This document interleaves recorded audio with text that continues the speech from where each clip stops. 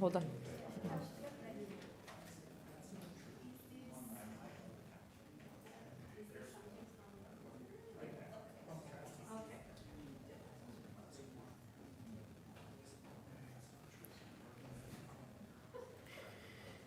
And we are live on YouTube, yes? Madam Chair, we're ready. Good afternoon. In accordance with Section 45 and 53 of the Planning Act 1990 as amended, this meeting of Committee of Adjustment of the City of Toronto is called to order. The Committee of Adjustment consider applications for variances from the provisions of the zoning that applies to the property and permission to expand or alter lawful non-conforming uses, and also consent to serve the property to create new lots. And my name is Tim Chen. I will be chairing this afternoon's hearing. And I'd also like to introduce our panel member from my right-hand side is Mr. Dylan Reed and Mr. Gary McKay and Mr. Ryan Bisnet, and also on my left-hand side is Mr. Larry Clay. And our Deputy Secretary Treasurer is Sabrina Santino. And I also would like to acknowledge that the land we are meeting on is the traditional territory of many nations, including the Mississaugas of the Credit, the Anasabi, the Chippewa, and the Haudenosaunee, and the Wendat peoples, and is now home to many diverse First Nation Inuit Métis peoples. We also acknowledge that Toronto is covered by Treaty 13 with the Mississauga of the Credit. And Committee of Adjustment public hearing are now conducted in a hybrid, in-person and virtual format. Some applicants and participants will make their submission in person, and others will participate online. The meetings are also streamed on the YouTube, on YouTube, the Toronto City Planning channel, and anyone who wishes to hear to view the hearing may watch on YouTube. Those who want to,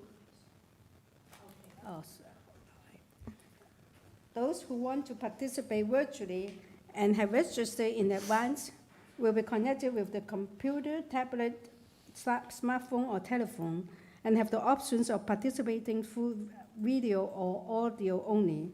All virtual participants will automatically be muted on entry, and when your item is called, you will be unmuted by the moderator, one person at a time.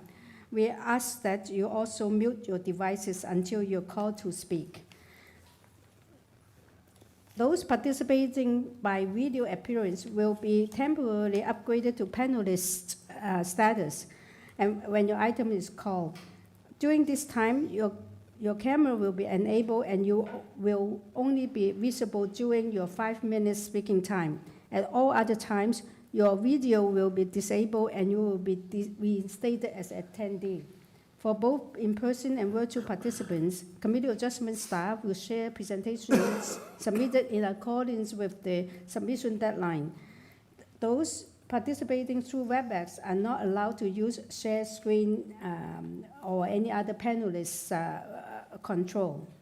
And how to receive a decision of the committee. People attending in person today who want to receive a copy of the decision on an application must fill out a decision request card, and those participating virtually need to submit a written request by email.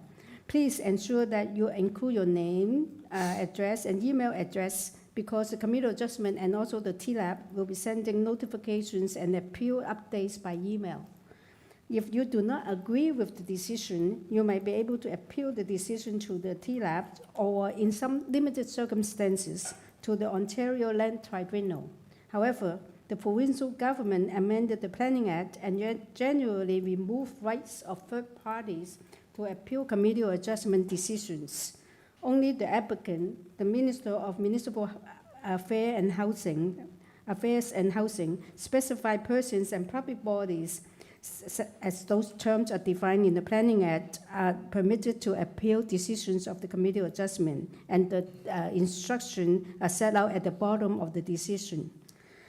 And the following is the hearing procedure, and I will call each item in order listed on the agenda. When an application is not contested, the agent or applicant may proceed with the presentation if desired. When the committee does not require a presentation, applicants are to advise the chair should they wish to speak to the committee. And the committee may ask questions and or take the matter into committee for decision. And each speaker, including the applicant or agent, will be given a maximum of 5 minutes to address the committee. And I will comment when you are reaching your 5 minutes. Any presentation or other materials you wish to submit to the committee must have been emailed in advance of the hearing. Staff and committee members cannot accept materials at the hearing. When addressing the committee, please clearly state your name and address, and please remember to confine your remark to the matters outlined in the application. The applicant or agent will proceed first and will make a presentation to the committee on an application. And please note, the committee may not entertain revisions to proposals at their hearing today. The committee might decide to defer the application if substantially revised to ensure the revised application is accurate and that all those entitled to notice are informed to the changes. Then individuals either in support or opposed to the application will be invited to speak. Generally, we'll call on speakers that in the room, and then we'll move on to online speakers. And committee members may ask questions of each speaker after they finish the presentation.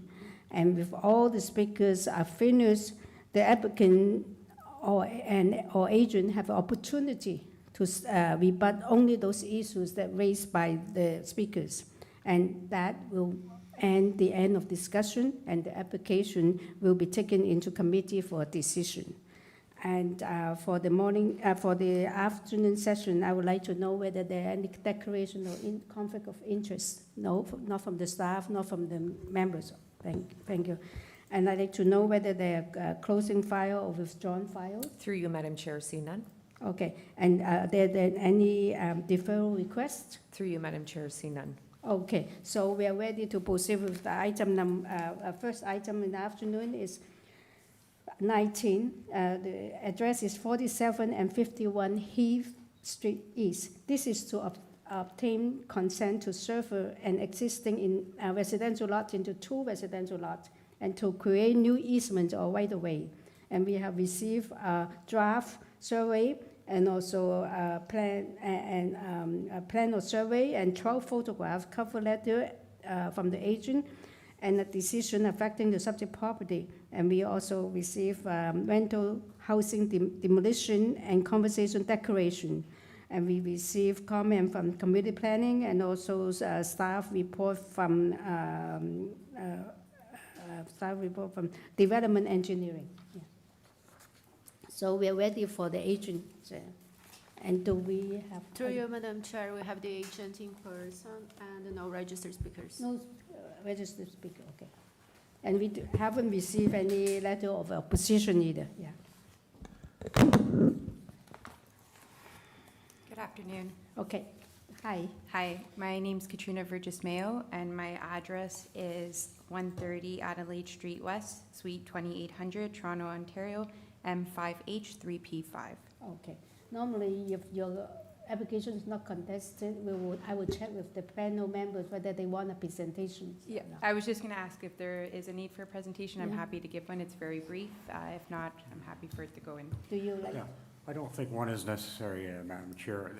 It looks like the consent was given in the past and conditions weren't met in time, Okay. and so the consent expired. So Okay. they're back here asking us to. For the Okay. same consent, right? Same I recall consent. this one. Sorry, So- may I just correct one item? All right, The consent was given. All of the conditions were actually met. The conveyance wasn't completed in time due to family illness, and so that's why the back here. consent lapsed. Yeah. It wasn't that they weren't met. So it was previously approved, everything was given, they even got the certificates, it just lapsed because the conveyance wasn't completed due to an illness in the family. And as my friend was just saying, it's the same severance. Exact same severance, exact same easement application, nothing's changed. The only difference is the owners have now completed the engineering comments that were previously provided in the first application. Otherwise, everything remains the exact same. Oh, thank you. That's really good information. It means that you make it even easier to to read this application. Okay, so I do not think we need a presentation now. You have addressed the reason for the delay, and okay, we are in committee now. No, don't go away yet, we haven't voted. Okay. Yeah, I'm happy to put forward the motion to approve the severance. And Is engineering conditions? the engineering conditions that, And yeah, standard conditions? yeah, standard condition, yeah. And municipal engineering. Thank you. Engineering conditions, standard conditions.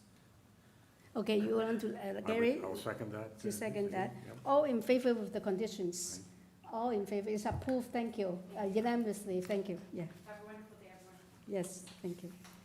Okay, item number 20 is 585 Saw Street. This is the rear two-story detached auxiliary building, which has got a cantilever second story on the south side and east and west side canopy.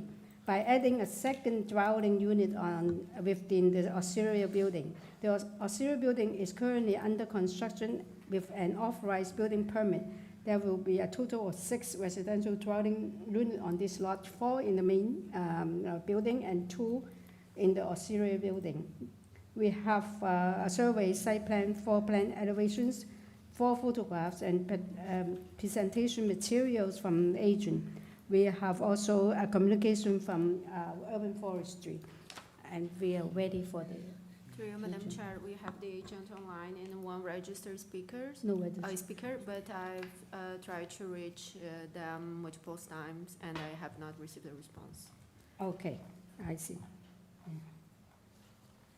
Okay.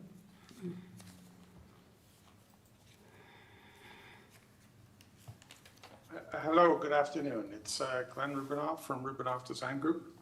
Oh, okay. There's no one else here to speak against the application. So yeah, we do have questions for you, though. Yeah, I wouldn't mind a brief explanation as to why Okay, they want to split it up into 2 units. yes. Did you hear the question? Yeah. Yes. I do understand. Thank you for the opportunity to speak today. Yeah. This is Shaw Street, 585 Shaw Street is just south of Harvard. It's very close to U of T. There's a lot of demand for affordable, smaller units in this area in particular. This lot itself is quite deep. It's about 128 feet deep lot. So there's a proper space between the home, the main building and the unit towards the rear.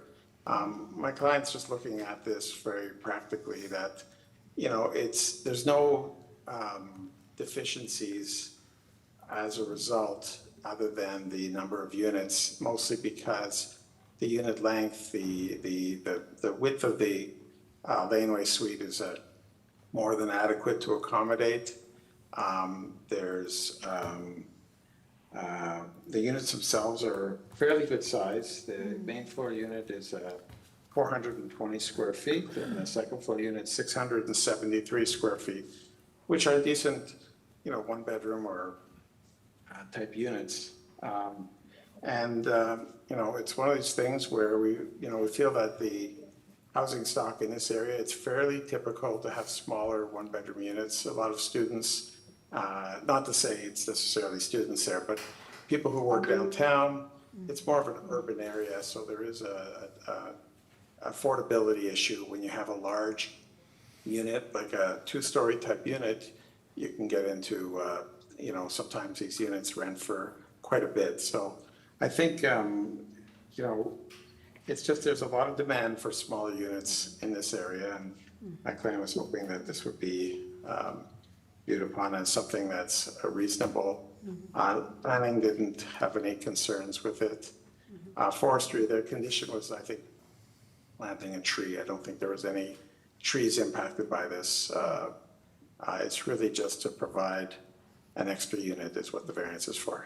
Okay. I have another question, is that in the purpose is that this is under construction already, the laneway house, right? and well, that- you that- have yeah. a building permit for that. My There's- question, I'm sorry, I just want to ask my question. My question is, you're not changing any of the physical, No. structure, right? You only turn the split into. Internal changes only.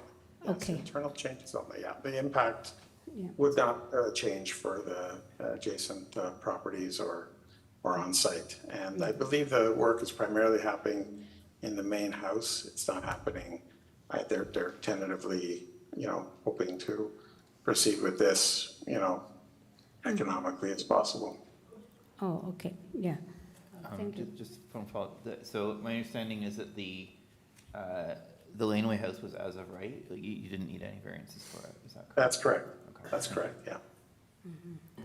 Yeah, this was just simply that they didn't want to finish it without having the, proper approvals. So it's not something, they want to do everything above board. And of course, we're very much trying to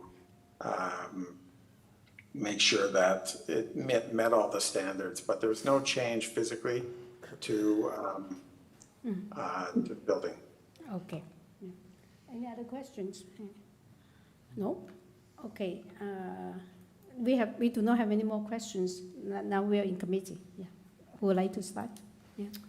Happy to take this one, Yeah. Chair. This is very straightforward. I actually think this area would benefit from additional rental accommodation, particularly proximity to the university. It's no external changes, only internal. Very straightforward. I will move approval. There is a forestry 3 condition, even though there's no external. No, it's adding one. Big pardon? They want them to plant a tree, something like that. Oh, is that what the 3 is? Okay, Yeah. all right. So extra unit. Okay, I'll move approval, requires, subject to tree. forestry condition number 3. Yeah. Oh, sorry. I just want to make a comment. Oh, yeah. I was actually a little concerned about this. I think that the city's intention is to have larger units and provide family size. So normally I think I would actually have some concerns about this, but I take the point that this is an area that is where this kind of thing would be in demand. And there's not necessarily a lot of, we have a surplus of studios in the city. There's a ton of condos with But lots the of studio locations, space. yeah. So to me, it's not like we really need more one-bedrooms and studios. But I take the location point, Yeah. so I may reluctantly support Yeah. this. But if you're. But I think it is something that we, Yeah. I don't think it's something that's a slam dunk. Yeah. I feel like this is, Yeah. I thi- that the city does have Yeah. an intention to Yeah. have. Yeah. But I think that if you're a student, if this aim for many Yeah. students, is a very good thing to have your own space and you can Yeah. study. This is a good point of discussion and debate, but I would probably give you an alternative view to that, but not today. Okay, any other comments? And so. I'm prepared to second Larry's. You would like to yes. second, okay, Gary, second. With the forestry condition 3, Yeah. all in favor?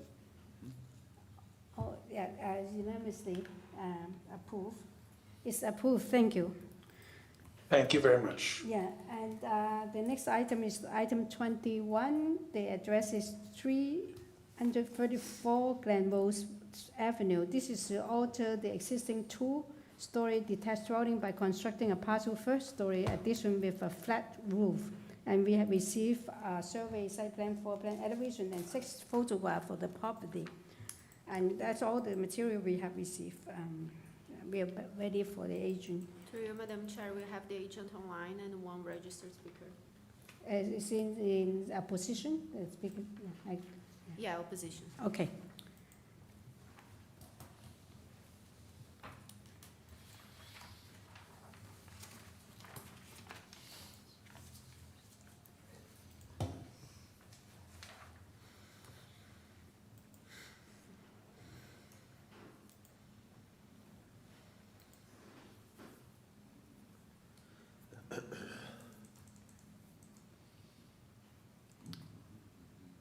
I can't unmute the agent. I will try to call him.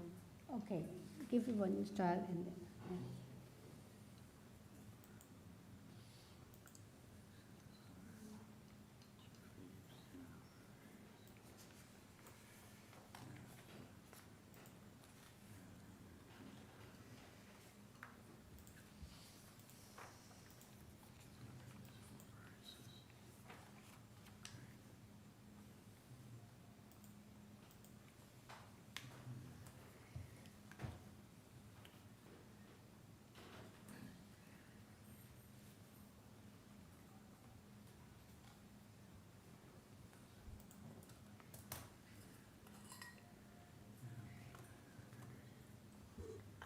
Shamil, can you hear us?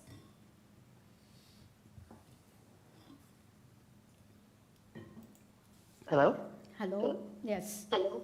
Yes. Yes.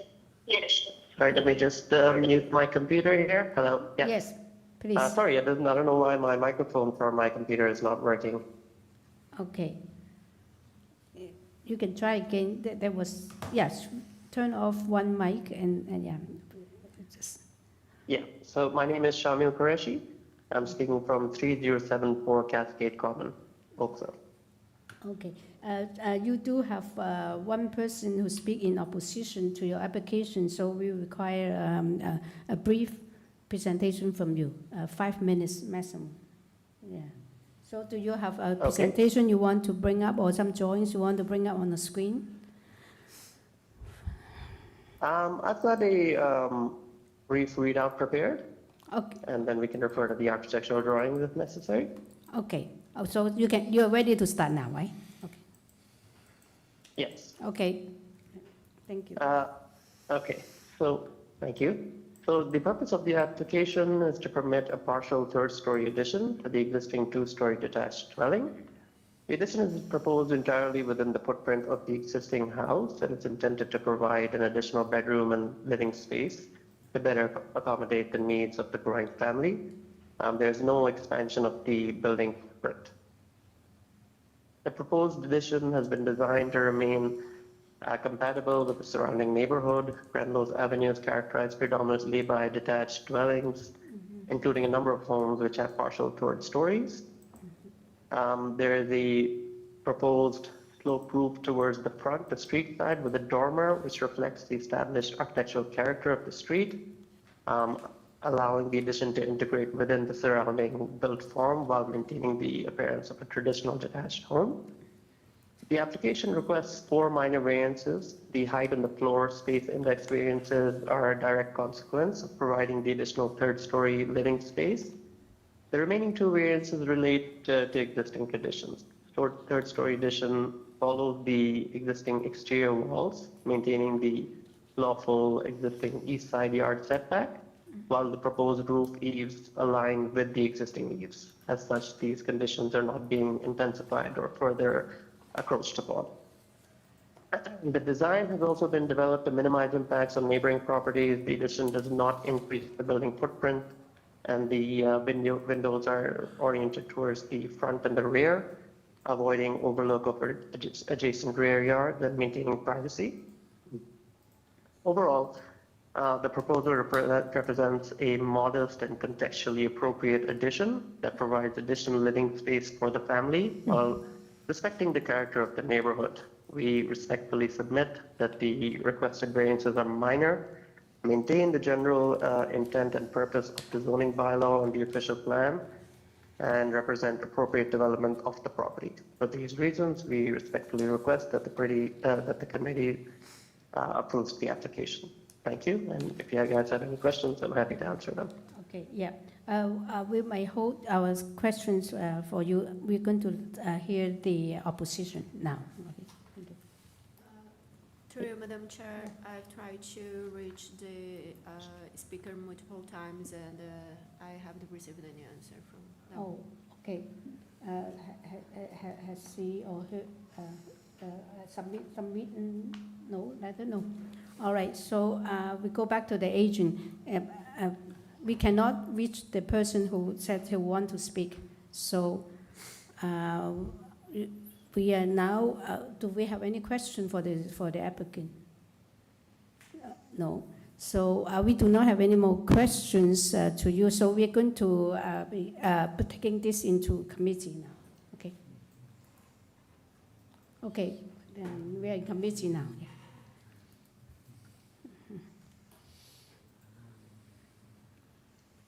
Oh, anyone wants to take this up? Take this on? Yeah.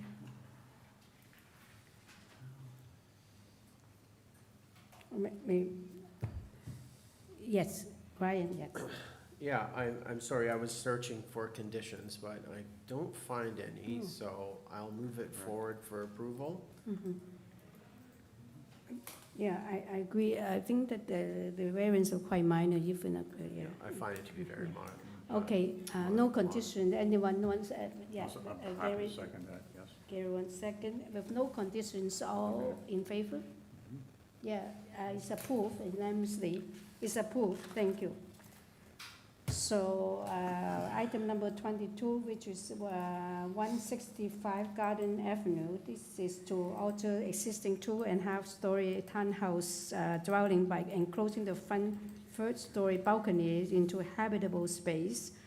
Also to construct a rear second-story addition, which is above the one-story portion of the dwelling, and a rear first-story rooftop balcony extension. And we have received survey site plan, floor plan elevations, 2 photographs from the agent.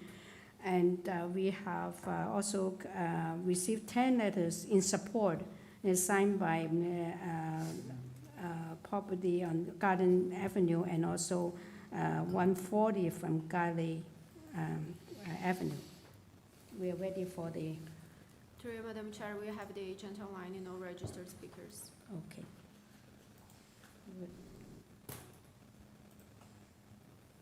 Good afternoon, Madam Chair and members of Yeah. the committee. My name is Toibo Bahi. Mhm. My address is 17 Bridle Trail, Midhurst, Ontario, and I'm the agent for the owners. Okay, yeah, you have a lot of support, that's very good, but you don't have any opposition, so I'm not going to see whether anyone wants to have a presentation. No? Any questions to the applicant? Okay. We do not have any question either. We are ready to take this into committee. Do you have any issues you want to address the panel before we do that? No, I believe not. It's a straightforward addition over an existing condition of the townhouse. The front porch is a small space which is just being enclosed. Like item number 3, which may seem confusing, in regards to separation distance between the main building walls, because it's a townhouse unit and because it was built 100 years ago, it's impossible to obviously have a 11-meter setback between the main walls of the 2 adjacent properties, 165 and 163 Garden Avenue. Obviously, the width of the frontage of the lot is only 4.97 meters, so to maintain an 11-meter setback just doesn't make any sense. Yes. But so that's why we're at committee to get the approval for an existing condition of the 1.57 meter setback between the 2 main building walls. Thank you, yeah. Just to clarify that Yeah, item. yeah. You do have the support from both sides anyway, yeah. Yes, we do.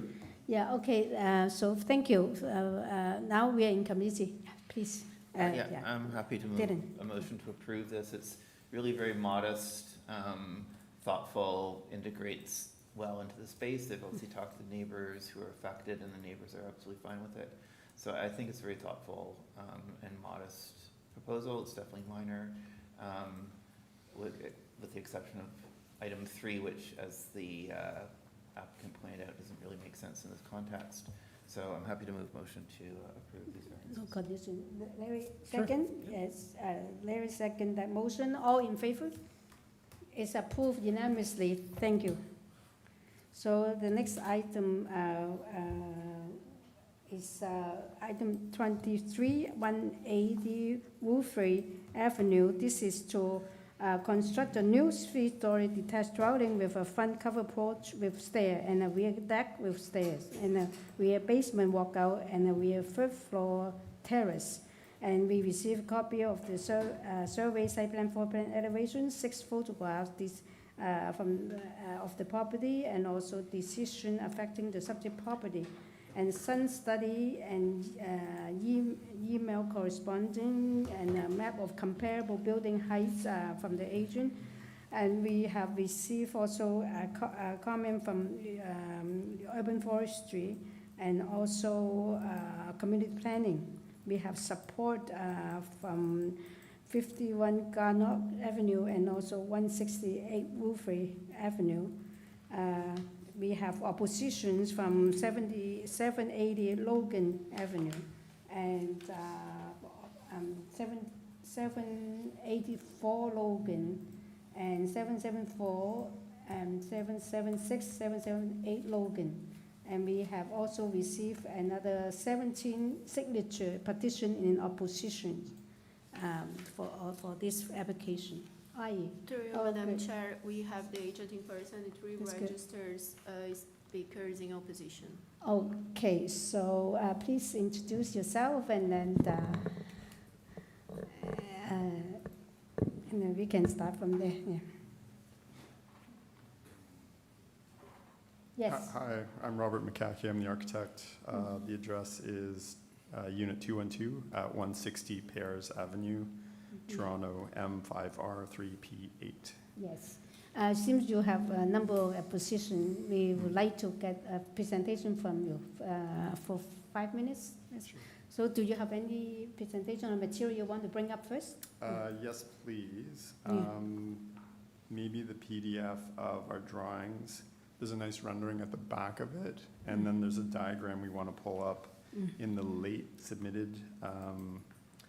It's a file name is CA support material. It's the 11.96 megabyte file, and that has some diagrams I want to speak to.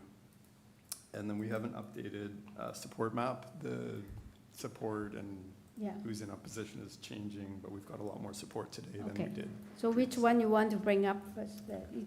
Maybe just start with the drawings, please, and at the very last page is a 3D rendering of the application.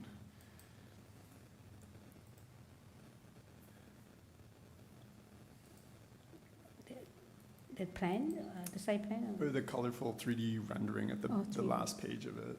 Oh, okay, there. Yeah, thank you. Oh, okay. So are we ready? Yeah? We are ready? Okay, Yeah, sure. yeah, okay. Yes, please. This application is for 6 minor variances. We're keeping the existing foundation squaring off the front of it without introducing a new front setback. And then we're extending the back of the house. We're keeping the foundation for economic reasons and also to, it's easier when we're building against the foundation of the existing house next door. And then there's a lot of concern about the laneway, so that minimizes how we impact on the laneway. The design is as you can see, a 3-story building with a 2-story street wall and then another 2-story brick wall at the back. The 3rd floor is articulated under a mansard roof at the front, and then we have a setback at the rear, and I'll speak more to that later.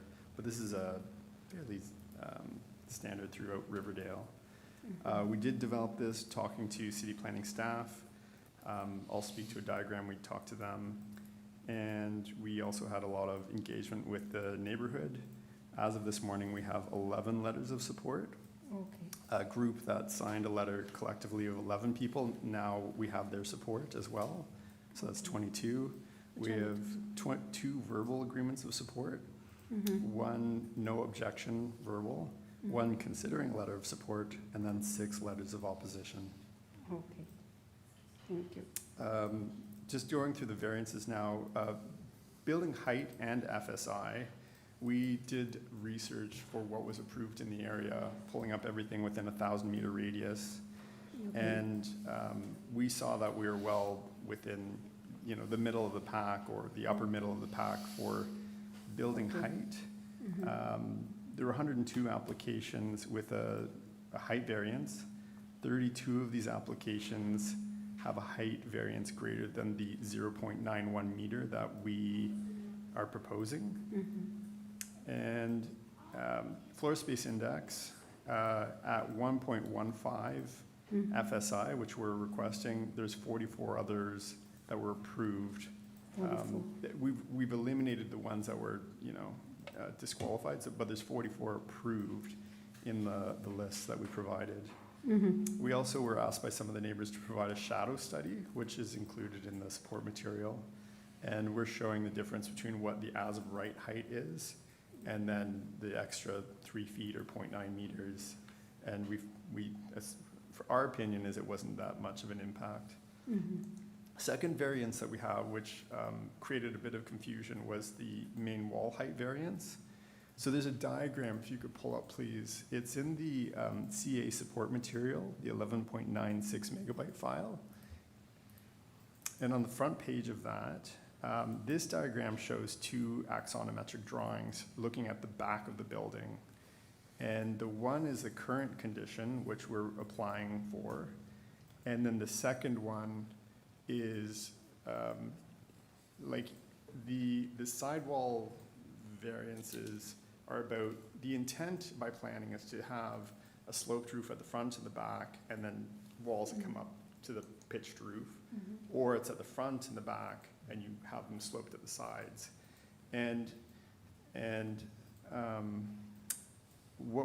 So we are showing in the second diagram here, yeah. That is at the back of the house. You can see how we have the sloped roof at the back. Then our main wall height effectively becomes much, much smaller. When we have the pushed in, like what we're proposing, that main wall height gets measured right to the very top of it. We want that balcony because we have to include a place of refuge by building code on the third floor, somewhere we can just stand. It's not a big balcony, it's only 3 feet wide. But it does, you know, so we have like, you can see how they're different. They're not that different. Like the shadow impact, the form, the impact on the neighborhood isn't great. And so community, the planner we're working with agreed with us, and so they've written in the report, if you could please, if you approve it, it's on condition that these elevations are tied into this design. That would not let us get a main wall height in other areas. The last set variances are side yard setbacks, and these are just existing conditions because we're on the existing foundation. We're extending it back a bit. And then the main, like the front door height, is because we're keeping the ground floor framing, it's an existing ground floor entrance height. And then the balcony, we're going full width. We're not pulling in a foot for the width of the balcony. And that's it. Thank you. Yeah, you just may. All right, so do you want to ask him question now, or we just wait till the others hearing other? Let's hear the other speakers. You're going to speak, right? Yeah. Okay. I'll sit down and come back. Yeah. Okay.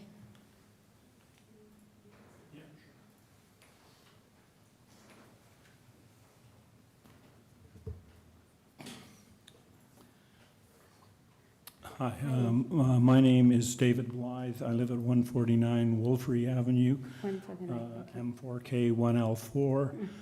I was part of the group. The impetus behind our concern was the bollards in the back alley. There is only one access into this that whole alleyway, so all of the homes on the south side of Garnock and the north side of Wolfrey are impacted. The bollards were a big issue. The garage, when it was built, had a garden put in behind it, and the garden was protected by a fence. The fence was protected by bollards. The bollards were protected by more bollards, and it made it a disaster for anyone trying to drive down the alley, make the turn, in particular for service vehicles. And that's what was the impetus behind our objection. We met with the owner of the property a couple of days ago, extremely cooperative, and has agreed to move those bollards, revise the drawings per se, which will improve the access dramatically, and provide drawings of where the bollards will be. And as a consequence, we've withdrawn the objection, and we're happy to see it go forward. Oh, okay. Those bollards, they're existing, right? That is correct. Yeah, and they said that they proposed to remove them, but they would move them, move the bollards. They're not going to actually, they will remove the existing bollards and move them much closer to the existing structure. And that will free up that corner, yeah. And that will facilitate improving the turning radius at the corner, which is the real the real problem area. Yeah, okay, thank you. I'm glad that it's been resolved, the issue. Okay, thank you. Any question to this speaker? No. Thank you very much. Okay. Yes.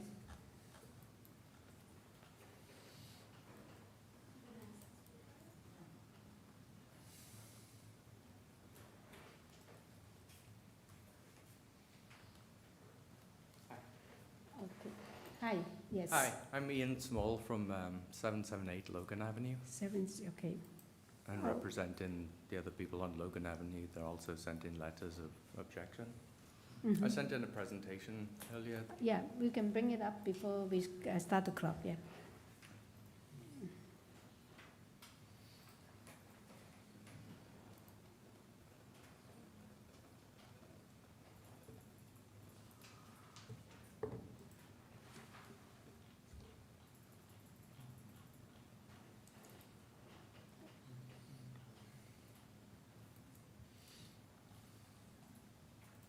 I sent it as an email to. No? Just check to see if on the screen once it comes up. Okay. When was it submitted? Earlier on today. It was today you submitted it? We sent a letter in which has some pictures, but I sent a presentation to Monique and COA Tay this morning at 11. Very late materials? 11:15, 11:14 this morning. Is it Oh, it's that? 10:53. Yes. Okay, you can begin. I can't Okay. even see that. Is it possible to make that bigger? Or? Yeah, it's okay, the members have it right in front of them on their screens. Okay, let me just get it up on my screen then. Okay, so yeah, just to backtrack, because I know these things can get a little bit heated, but essentially, Riverdale's a beautiful neighborhood, historic homes, park nearby. The downside is that the homes are compressed together. There's not much space between them. The designers, as you'll see as I go through some of the photos, 100 years ago, thought this through, thought about the way the direction the sun goes, and so you'll kind of understand our concerns.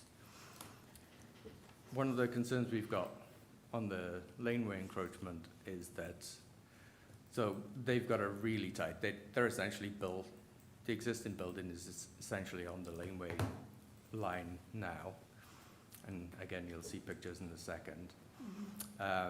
There's two bylaws they were infringing. When they're less than 0.45 meters, they can have no side windows.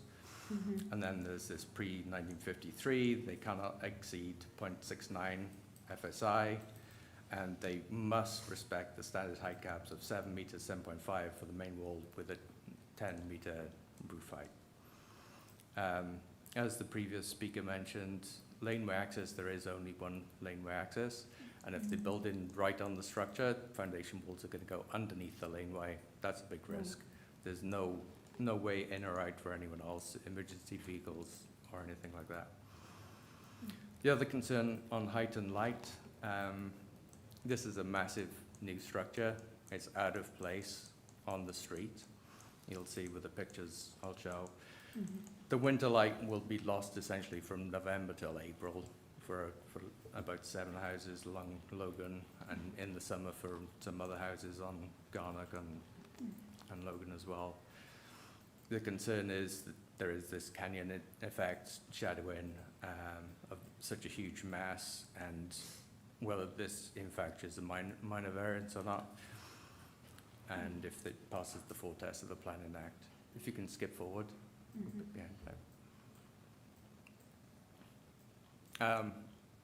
It's interesting to hear them talk about the other places in the neighborhood that have exceeded their height cap. This has got to be considered on its own merit in the space of the neighborhood. If you can go forward again.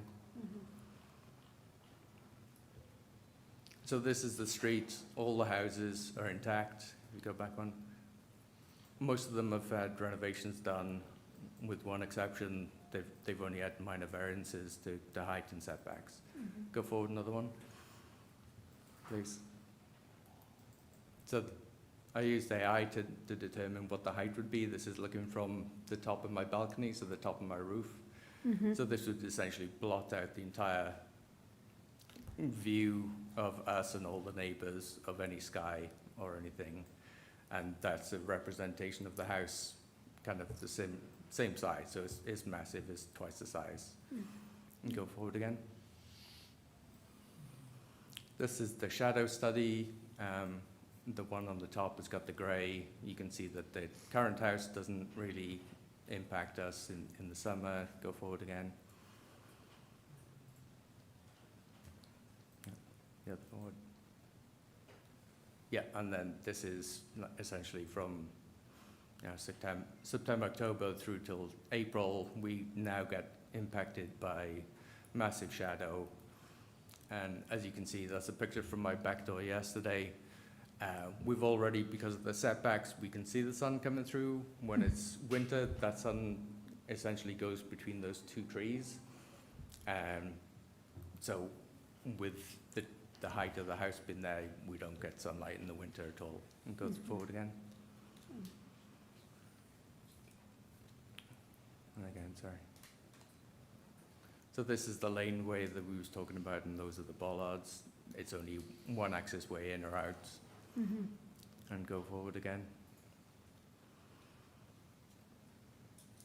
And this is the house in question. You can see the fence is already directly on the laneway itself. So the concern from everyone is how can they possibly build on that and let people through in a safe way without collapsing or impacting or stopping people from getting in and out. If you can go forward one more, there's another. Yeah, and then that's the other aspect. So the front of the house is essentially right 0.03, so it's essentially on the front thing. You can see the top picture, that's a hydropole, so it's not like you can squeeze past when they're trying to build this 3-story massive concrete structure. And then if you look at the back, I was looking around last night, almost every other laneway house has got a setback of the 0.9 meters or more. So come winter, there's nowhere as it is to put any snow. Yeah, we're at the time. There's nowhere to put snow removal or anything else. So I think adding more mass is going to make that more difficult. Thank you for your time. Okay, thank you. That's why I said, do you have questions for this speaker? No? Okay, thank you. Thank you. Yeah.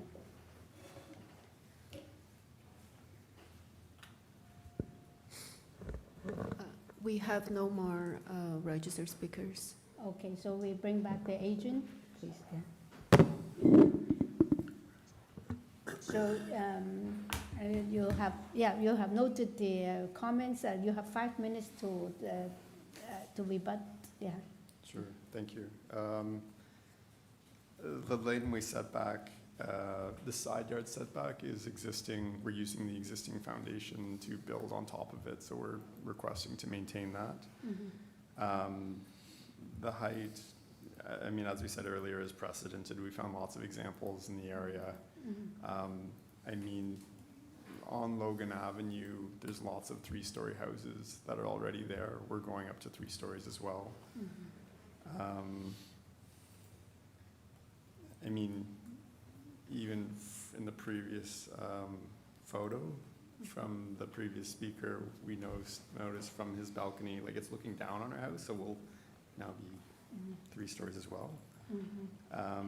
The shadow study, there was an earlier version which had, we didn't make, which our client attempted to make that with AI, and then we made a more accurate one by modeling the house and showing it here. So this is from our software that has more accuracy in it. I mean, if you look at the 2-story house to what we're proposing, it is bigger by a whole story. I think what we're requesting, though, is the difference between what the as-of-right 3-story built in that shadow is, and then what ours is, which isn't as great as going from a 2-story to 3-story house. But like, it's not that different from the other houses that are 3 stories in this neighborhood, the types of shadows that are created. And lastly, the bollards. they're existing, we're not touching the garage. It isn't part of our application, but there was a lot of concern. And so our clients volunteered to improve that condition. Yeah, that's it. And then, yeah, and the neighbors said that they're satisfied with the improvement. Yeah, yeah. I mean, we are aware that we have to build within the property as you would on any infill house in the city. And part of the reason of keeping the existing foundation was to minimize the cost and the complexity of the construction. Yeah. Okay. All right, thank you. And please, yeah, we have questions. Yeah, I mean, I totally understand 3 stories, but we've seen lots of buildings that are 3 stories that are just 11 meters or less. So why are you going over 11 meters? 11.9, it's mostly because of the foundation. Like the foundation in the existing house has us sitting up a little bit higher, where whatever the main wall height variance or the main front door height variance is, we're building our house from there. And then we have 9-foot high ceilings, and then we're popping up the back of it by making like an 8-foot story at the back, and then a 10-foot high ceiling at the back of it to kind of make a bigger living room at the back of it. But I mean, most of the reason why it's so high is because of the, like we're starting higher. We would have liked, and we started the design having it much lower, so you just walk up 1 or 2 steps. But there's a big tree at the front of the house that's not shown in this rendering. Like doing a lot of excavation in this area would just, it just made it complicated. Right, so the existing foundations are a little higher.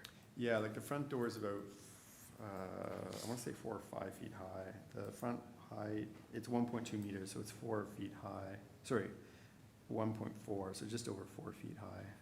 Right, as opposed to what would normally be like a couple of feet. Like 2 or 3 Yeah, feet. it's maybe like more 7 typical. steps. On a Google image, it's like 7 steps Right. to the Okay, front so door. that's certainly part of the extra height. That, but we also were, testing to see what has been approved, and we found for height, 32 applicants that were greater than 0.91 meters within 1,000 meters of here. And then there's a map, it's in the supporting documentation. We put a pin to make sure it's not just like on main streets or, like they're on this kind of scale road. There's other projects that have this or more for height. Okay, and then you did sort of explain this, and this is just my confusion. The wall height and the planning report. I mean, the wall height says that side exterior main walls facing a sidewalk line will be 11.9, should be 8.5, which I assumed went the side, but you're talking about the front and the back being the ones that are causing the effect? Yeah, like you can choose the front and the back or the side of it. I Like, you just see. need a variance of one of them to unlock it. I see, okay, so, and the reason is because of the back, you've got that flat thing because of the balcony. It's straight up his balcony as opposed to being at the back. Yeah. Like we could have revised the design, and we were considering it, which is in that diagram.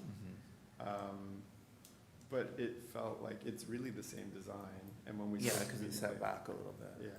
Okay, I understand that, that's helpful, thank you. Okay, and yeah, please, go ahead. Just with respect to the side yard relief that you're asking for, does that also relate to the existing foundations being used, and that's where they are? The height of that wall is the height of the building, like it's the same number, the 11.9 meters.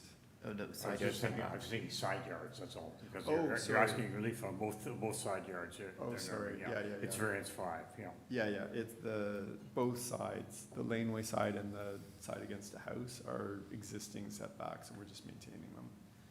Foundation, I see, okay. The bollards then at the rear of your property, I'm just trying to, Sorry? are the bollards at the rear of your client's property, is this? Yeah, it's an L-shaped or T-shaped laneway, so you come down the side and then you access the laneway that everyone Okay. uses, and so you turn the corner, and those bollards were close to where people wanted to turn. So the previous owners had put these bollards that were causing problems. These guys have moved in, and they're gonna fix it, so people aren't scraping the cars. Okay, thank you. Okay. Thank you. It's a good, it's a chance to improve the, okay, any other questions? Okay, now, we do not have any more questions, so we're in committee. This phase, we're going to discuss this now. Okay.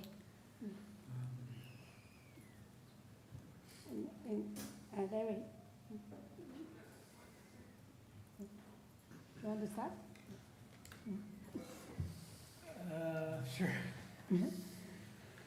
I mean, these are the kind of, I understand the people on, is it Fulton, on their concern with these flanking lots. They're always difficult because they are kind of appear into flanking lots' backyards, and so it is going to be a change. But there is a laneway in between, so you've got a backyard, a laneway, then the new structure. So I think it's mitigated a little bit by the distance away. I appreciate that the rear yards are a little bit shorter. I did also note on that laneway, a lot of people use the laneway for their parking along Fulton as well. I got the right name? Fulton. Wolfrey. Is it Logan? I mean the It's- street. yeah. Yeah. Sorry. Logan, pardon me. Logan is I was the- calling it the big- Fulton, pardon me. Yeah, It's others- Logan. But, you know, I think the architect gave a reasonable explanation as to the height.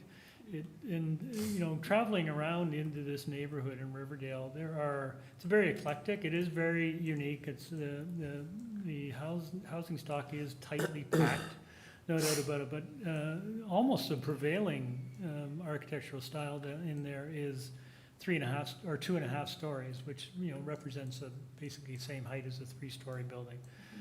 The difference here is it's a flat roof, so there is a bit more of imposing nature to it for those people living on Logan.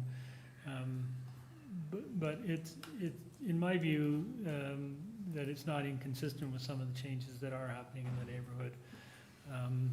So I'm okay with this one. You know, they have made some improvements to the lot by improving the lane access, so I think that's a good thing for most of the people that utilize that lane. Planning has reviewed it, and planning is comfortable with it, so I think it's a reasonable application. Yeah, I'd like to also add some comment on the side yard setbacks. I noticed in the neighborhood, if you go around even on the same street, those setbacks are very, very tight. Some of them actually almost touching each other, although they are detached. Yeah, so I think that within this context is because they actually building from the existing foundations anyway. So these houses are quite close to each other in terms of the side yard setbacks. I have no problem with that. Okay. Okay, if there's no other comments, I'll move a motion to approve this application. It seems that we need to tie to the elevations. Yeah, I was just getting to the conditions. So I'll make a motion to approve this application subject to forestry conditions and planning conditions which are tying to the elevation. I did notice that even though the 3rd floor balcony is small, I think it might be worthwhile to introduce screening into the east and west sides of the balcony. Just to avoid overload. Right? Yeah. For sure. Yeah. So particularly people who live on Logan. Yes. Okay. So the 1st floor where balcony privacy screening 1.5 meter from the finished deck. Okay. Privacy screen. Or any who would like to second that Through motion? you, Madam Chair. Okay. The bollards, do we want to impose a condition or just leave it as that's something that? What would we say, because we don't know the It'd be hard to positioning of specify the new what we ones? want. Do we know where the new ones are going? They were just going to push them closer to that Yes, ancillary building. But we do not have any drawings to indicate the new location, so we can't, I'm going to say that there's probably good faith on behalf of the owner. Yeah, to do between that. the- There is a public record by virtue of this YouTube proceeding, Yes. so. people can go back and watch this YouTube channel, When there's a written letter. and there's a then written they will see you promise to do that. Through right? you, So- Madam Chair, I'm going to put it in as a for the record in the minutes. Good idea. Okay, That's a yeah, good for the idea. record, yeah, okay. All right, with that, also forestry condition and the privacy screen, who would like to second that? Yeah, well, Ryan, will second that, okay. And I think it's forestry conditions 1 and 2. Yeah, 1 and 2. What? Yes. Forestry condition 1 Yeah. and 2. 1 and 2. Oh, yeah, I didn't know. 1 and 2, okay. And all that, all in favor? Yeah, they can think, it's all in favor, unanimously. Thank you. I assume you are in support. Okay. Yeah, thank you very much for coming. Can we have a 5-minute break? Yeah, good idea. Yes, Madam Chair? yes, we'll take a 5-minute break. Yes. Please turn off your videos, microphones, mute the room.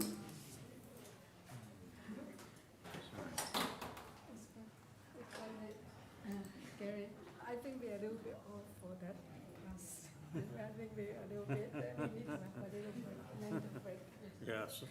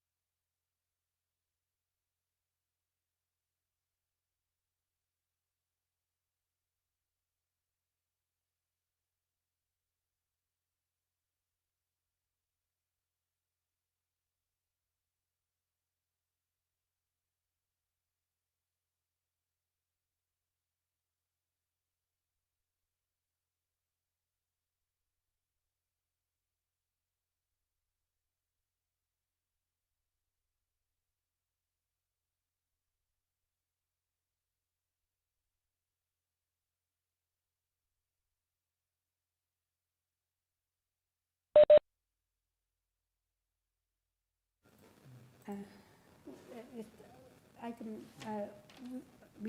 resume, item 24 is 211 Wychwood Avenue. This is to alter the existing two-story detached dwelling by constructing a rear second-story addition and a canopy over the existing front porch and a rear basement walkout with a rear ground floor deck with the existing front second-story balcony will be removed, and there will be a total of 2 residential dwelling units on this lot. And we have received a survey, site plan, floor plan, elevations, 8 photographs, and a tree plan and a presentation material from the agent. And we have received email correspondence from zoning examiner and and urban forestry.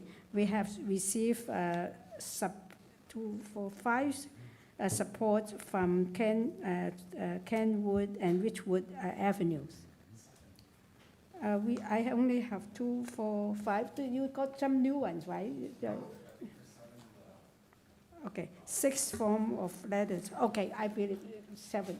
So I will, because it's on our record, it's 6. Okay, okay, you do have support, so that's good to know. So welcome. Please, please Yeah, introduce. through you, Madam Chair, we also have 1 registered speaker. In opposition or in Opposition, yeah. in opposition? Okay. Yeah. All right, good afternoon, committee. I'm Michael Rosada. I'm the owner of 211 Wychwood Avenue, along with my partner Lydia, and 2 daughters, Emma and Vivi. Okay. So it seems that you do have an opposition, so, Yeah, so we require you to give us a presentation for Yep. 5 minutes. You want any material to be brought Can you up? pull up the presentation document I submitted? Okay, just wait, we get it. Yeah. Okay. So me and my partner, I should start. My day job is an architect, so I have the curse of being both the designer and the client for this project. Okay. So we are looking to add a second-story addition to our house for a growing family. So that's the catalyst of this whole project. We're going to take this opportunity to make some other upgrades, like improve connectivity to our backyard, because right now we have to go through a side yard to get the backyard. We don't have a deck or anything like that. So we're going to take this time to make those improvements as well. Okay. So we are seeking 4 variances for this. So prior to this hearing, about probably a month ago, we went to our neighbors, we gathered, we delivered a package explaining the variances. We have 7 letters of no objection, and our adjacent neighbor at 213 is here in opposition to it. So I'd like to address the variances that we are seeking. So variance number 1, which is this image here, is for the backyard deck. So we're proposing to build the deck slightly closer to the rear yard lot line, or sorry, the side yard lot line than allowed. So allowable is 1.2 meters, and we're seeking to 0.68 meters away from the property line. It's a 25-foot lot, so we believe that this is minor, considering we don't have a lot of space to work with here. Can we scroll down to the next page? So variance number 2. So we have an existing front porch, and we are replacing, so the front porch is doesn't meet the current zoning bylaws.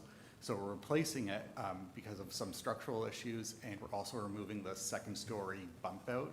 So we have to reconstruct that front porch. So that's what's triggering this variance. It really doesn't change the character of the street or anything. We're just replacing it in an existing structure. So that's what's triggering this variance. So considering there's minimal impact on the character of the home and the formal massing, we don't believe we believe this to be a minor variance.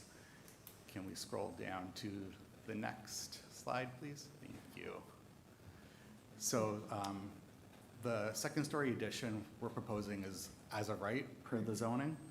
But what we are requesting, it doesn't allow us to put an eaves trough on the roof. So we are asking for a variance to allow us to add an eaves trough, which protects both our property and a neighbor's property.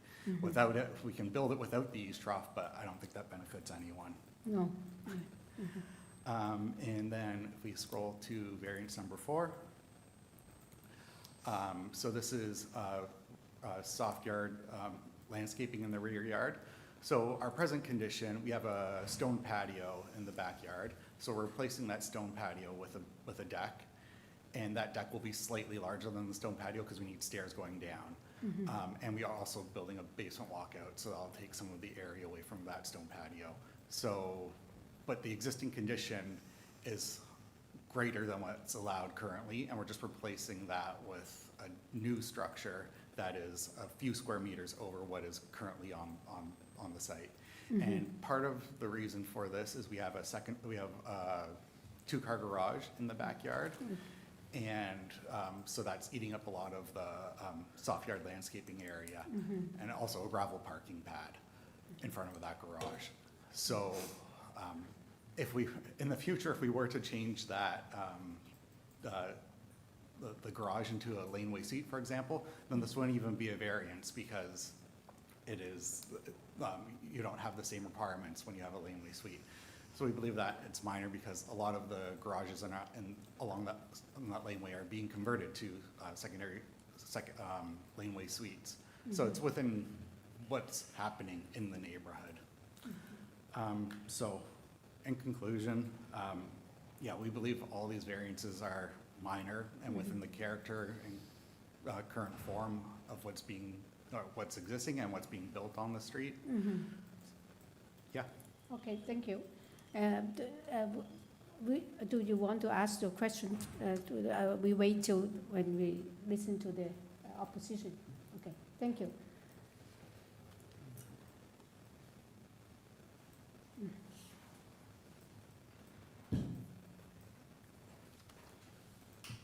Hi, welcome. Yes.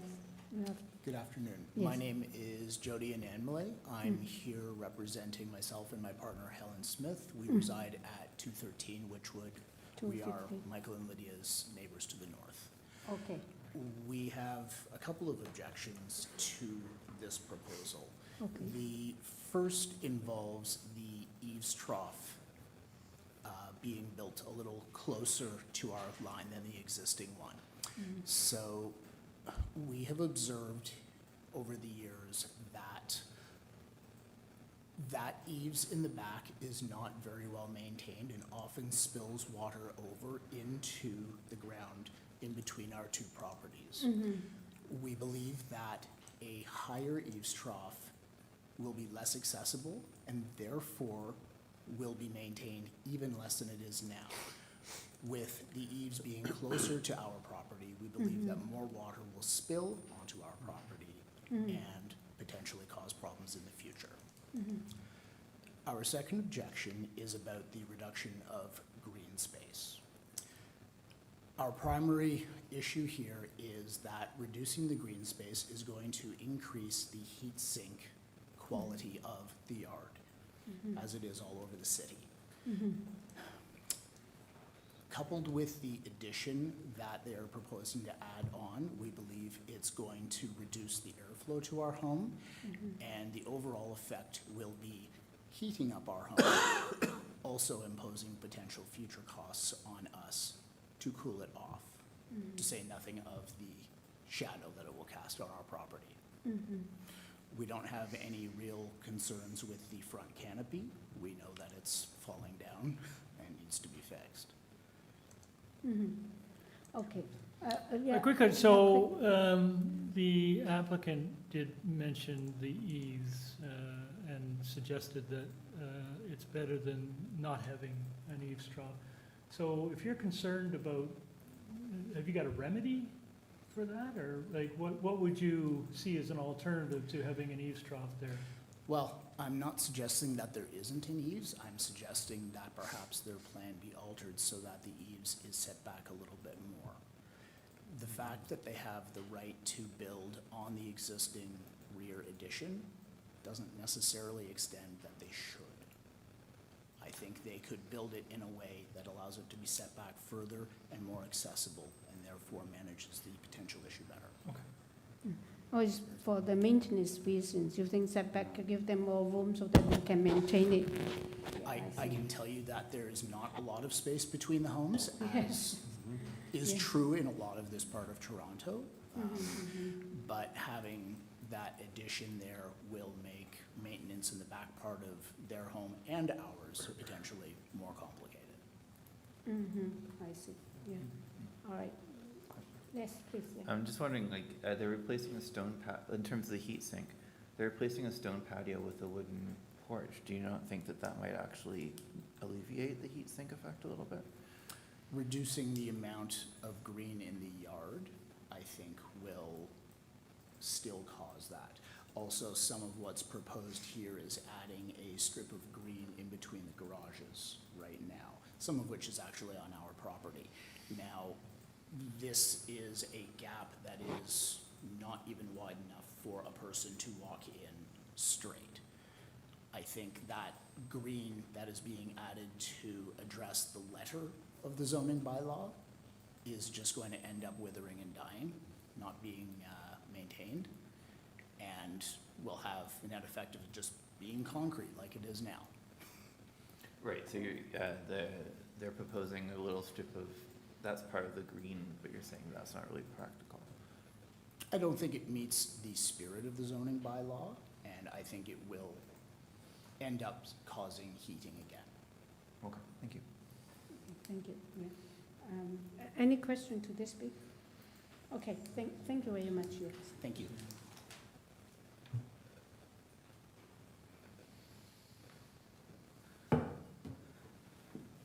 Oh, okay, you noted the issues, so you have 5 minutes to respond to his Okay. concerns. Okay. Regarding the eaves troughs, I do clean out our eaves troughs once a year.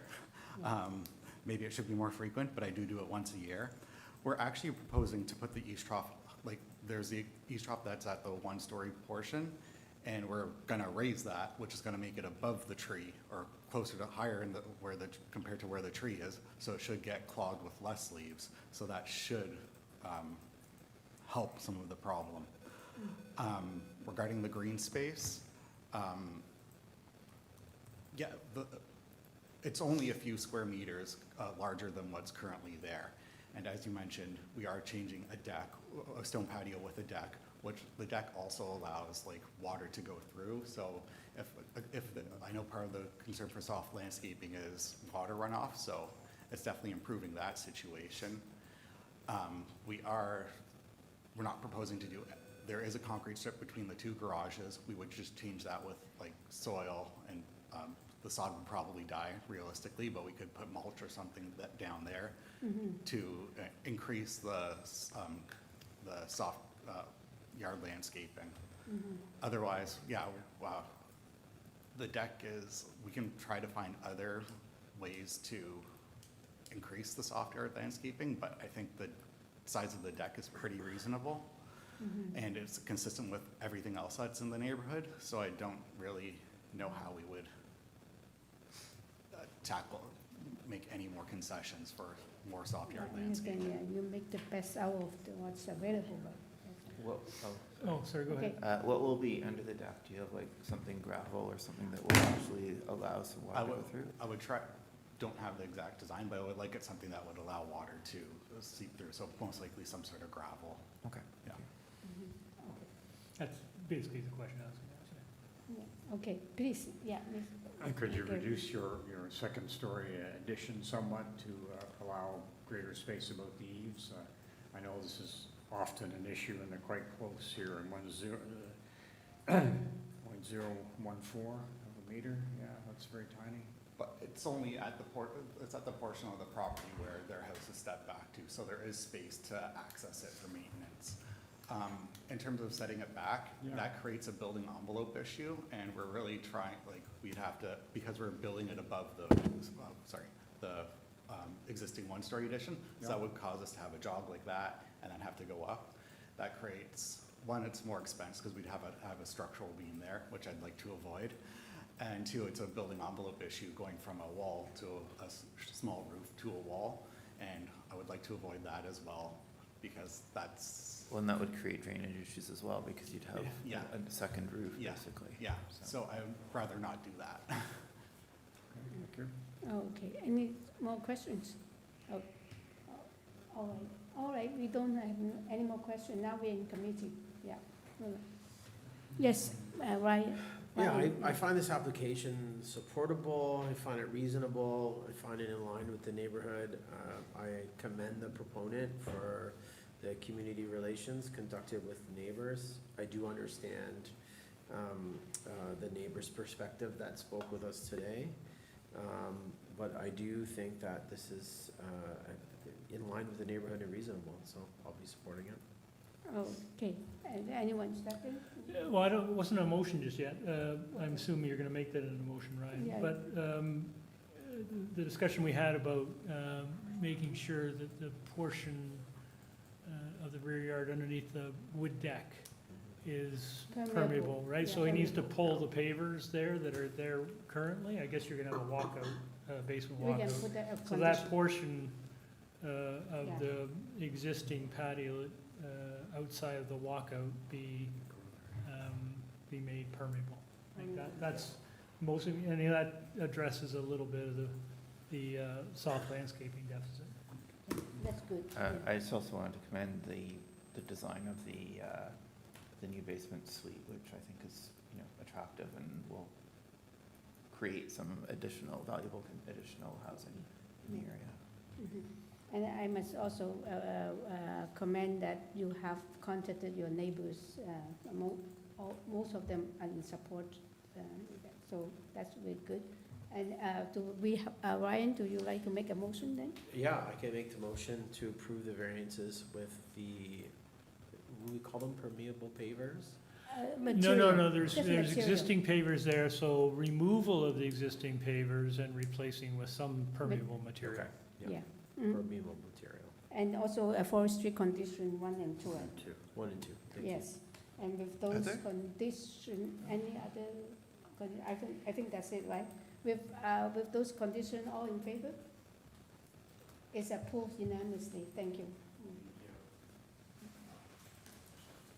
Okay, so item number 25 is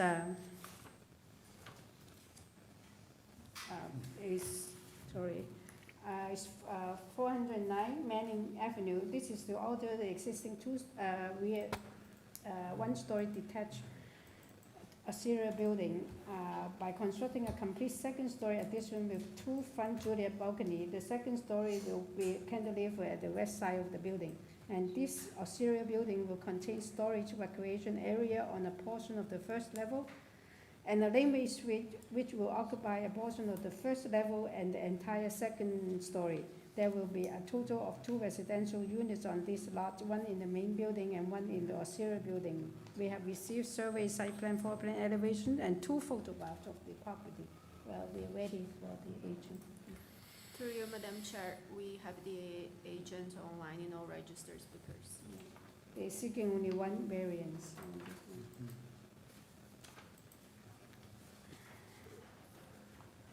Domenico, you've been muted. Yes, my name is Domenico Malfera, address 409 Manning Avenue, Toronto, Ontario, M6G2V6. Thank you. It seems to be quite a straightforward application, and you do not have any oppositions. I just see whether we have questions or anyone. We do not need a presentation for this one, right? Any questions? So we do not have any question. We are ready to move into in committee. Do you have anything you want to address the panel before we start our discussion? Yeah. I did have a write-up. If you'd like me to, I can go through it. No, if you want us to know, is it going to is it important for? But we have read your materials, not that we haven't read it. It's just because you do not have a position that I thought maybe we can just move into discussion. Yes, definitely. I appreciate it. Yes, you can definitely move. Okay. Thank you. Thank you. Yeah. Good. Yeah. Oh, now we're in committee. they asking for one variance, which is the setback, rear yard setback of the Laneway Street. Okay. Second story, yeah. And anyone want to start with this one? Yeah, I can do the motion. Yeah. Yeah, I'll put forward the motion for approval. No condition needed, right? I don't see any, no forestry, no planning. Yeah, Gary I'll wants to second that. second that. Yes. And with no condition, all in favor? Yeah, it's all in favor, approved unanimously, thank you. Yeah. So item number 26 is 157 Wolseley Street. This is to alter the existing two-story townhouse dwelling by constructing a new parcel rear two-story addition, and is to replace the existing two-story addition and a rear a stone patio. The existing rear one-story detached dwelling, which is a garage, will be demolished. We have received a survey site plan for elevations and 2 photographs of the property. Through you, Madam Chair, we have the agent online and all registered speakers. Okay.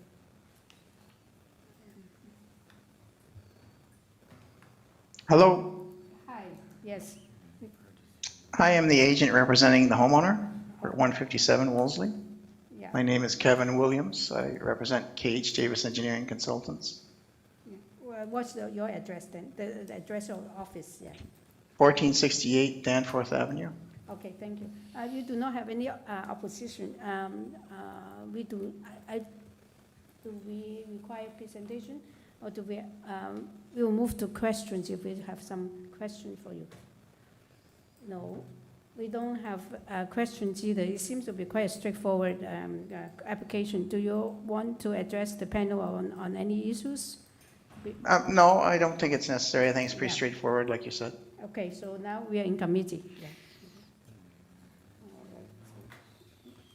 Chair, I'll take this. This is, the variances before us are simply those because it's a townhouse, and I don't think that the application as presented represents any negative impact on the neighbors. It fits in nicely with, it's towards the rear, it fits in nicely with the existing urban form, and I think it's a very straightforward application.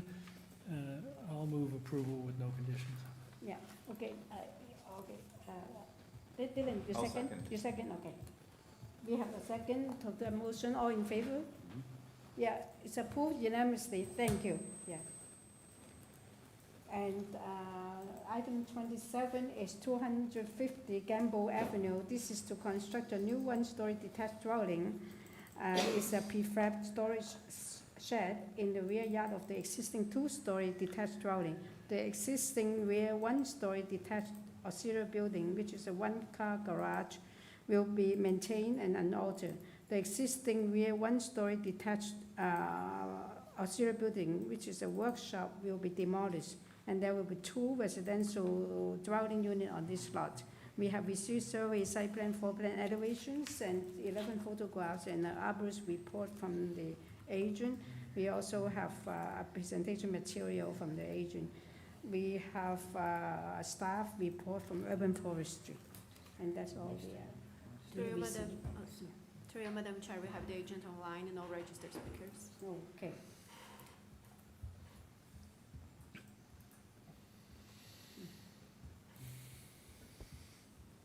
Felix, you've been muted. Good afternoon. Can you hear me? Yes, we can hear you. Yes. Okay. Good afternoon. My name is Felix Leicher, local 2C8. I'm the agent for the owner. My address is 33 Fernwood Park Avenue, Toronto. Okay. You do not have any opposition, so I'm just going to check whether we need a presentation from you, or we have questions for this applicant. No questions? It's just replacing existing Yes. workshop? Oh, is that, yeah, we have a question. Please, ask again. Oh, I was Yes, I was just confirming that this is just replacing an existing workshop. Yes, that is correct. The proposed structure is slightly smaller than the Yes. existing. It's an artist workshop of my client who's using that for woodworking and other art. Okay, thank you. please. Yeah, oh, I just wasn't sure about the two units. Can you just explain where the main one is and the auxiliary? Maybe I'm just missing something here in terms of the shed. Yeah. Yeah. Both dwelling units are in the existing main house in the front of the street. Okay. One is occupying the basement, the other one is on the first and second floor. Right, in that main building, okay. Thank you. Yeah, no problem. Any other questions? So we don't have any more questions now. We are in committee now. Okay. Yeah. Okay. It seems to be quite straightforward. They're not. I mean, the structure is more or less the same, or we just turn it into a storage, right? Madam Chair, I'm prepared to put forward a motion then to approve this application subject to urban forestry condition number 2. Yes. 1 second. Second. With forestry condition, all in favor? All in favor is approved unanimously. Thank you.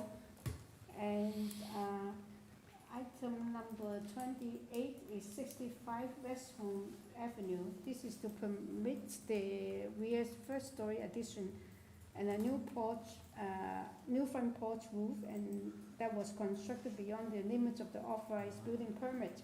We have a survey, site plan, floor plans, elevations, 2 photographs, and an email corresponding from the agent. We have support, 3 letters of support on WESTHOLME Avenue, and we have letter of concern from 67 and 69 and 71 WESTHOLME Avenue. We have received opposition from 61, 57, 63, and 59 WESTHOLME Avenue. That's all we have received. Through you, Madam Chair, we have the agent online and 1 registered speaker.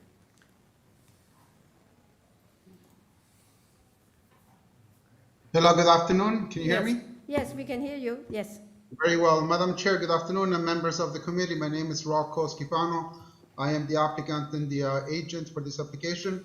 I am the second architect for this file. Okay. As we came across a matter that was overlooked during the permit review and the issuance. Yeah. If I can ask a kindly staff member to bring up the drawings, page A5. Yeah, we bring the drawings up and then we'll start the clock when you're ready. Okay. Yeah. Oh, okay. A5. Yeah. So practically, so what happened? The staircase, originally they were in the center of the house as a U shape. So by putting the staircase straight towards the back, they had issues with the headroom. So therefore, in order to comply with the Ontario Building Code for the headroom, therefore we had to bump up the roof. And we have 2 variances in front of you. One is for the GFA, which is really those square attic spaces in the corner at the back. So it's really 3.6%. So as we stand right now, the GFA, it's 74.9, which is legal non-conforming. So we're not going for a big amount of GFA. It's really 3.62%, which is due to those corners at the house. So if you scroll down to page A11,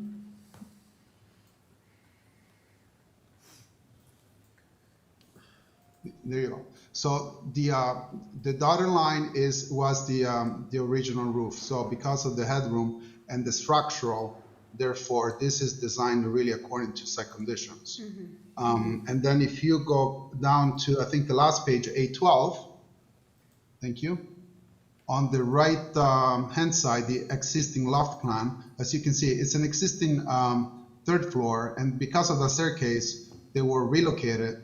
Therefore, the bump out, let's call it, it's not a full addition. So it wasn't necessarily to make the flow and the layout to work.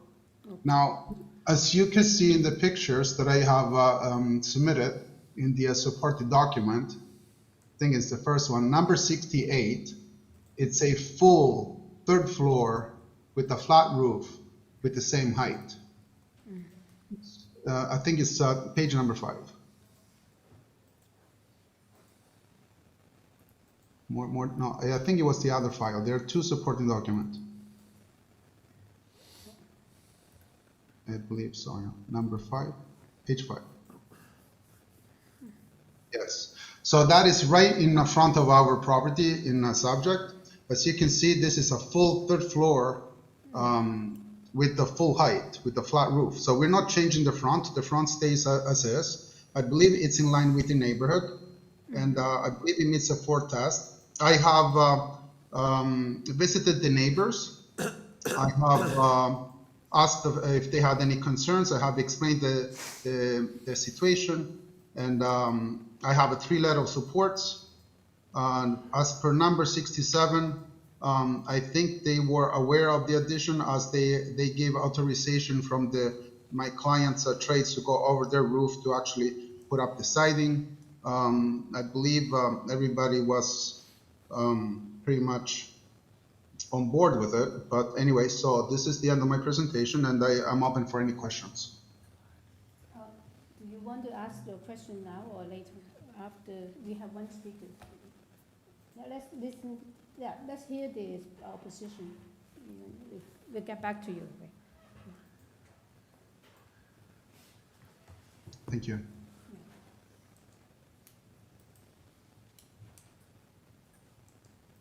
The registered speaker was online, but they are not. I will try to call. They are not anymore. I'm gonna try to call them. They're not available. Oh, okay, so we have to bring back the applicant. No, but are you gonna try to call them? Yeah. We're gonna try to call them. Oh, try to call, okay. We're going to.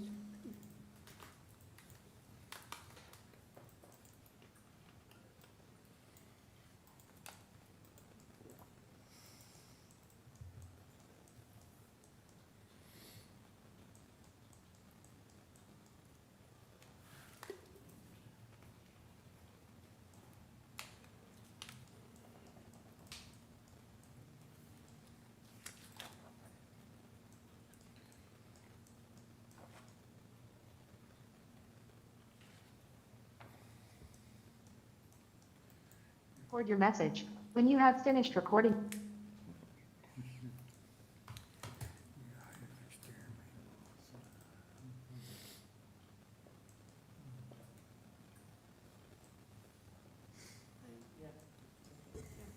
Through you, Madam Chair. So we did have 2 registered speakers, one from 63 Westholme Avenue and one from 67 Westholme Avenue. We've made attempts to contact them.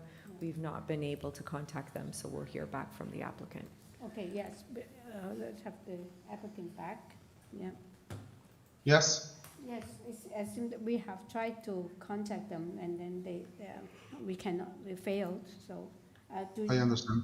Do you? If I'm allowed to add a few more items, a few more points. Yes. The addition, it's aligned with the back wall, so we're not going past that point. So it's not going. So we don't have a side yard setbacks.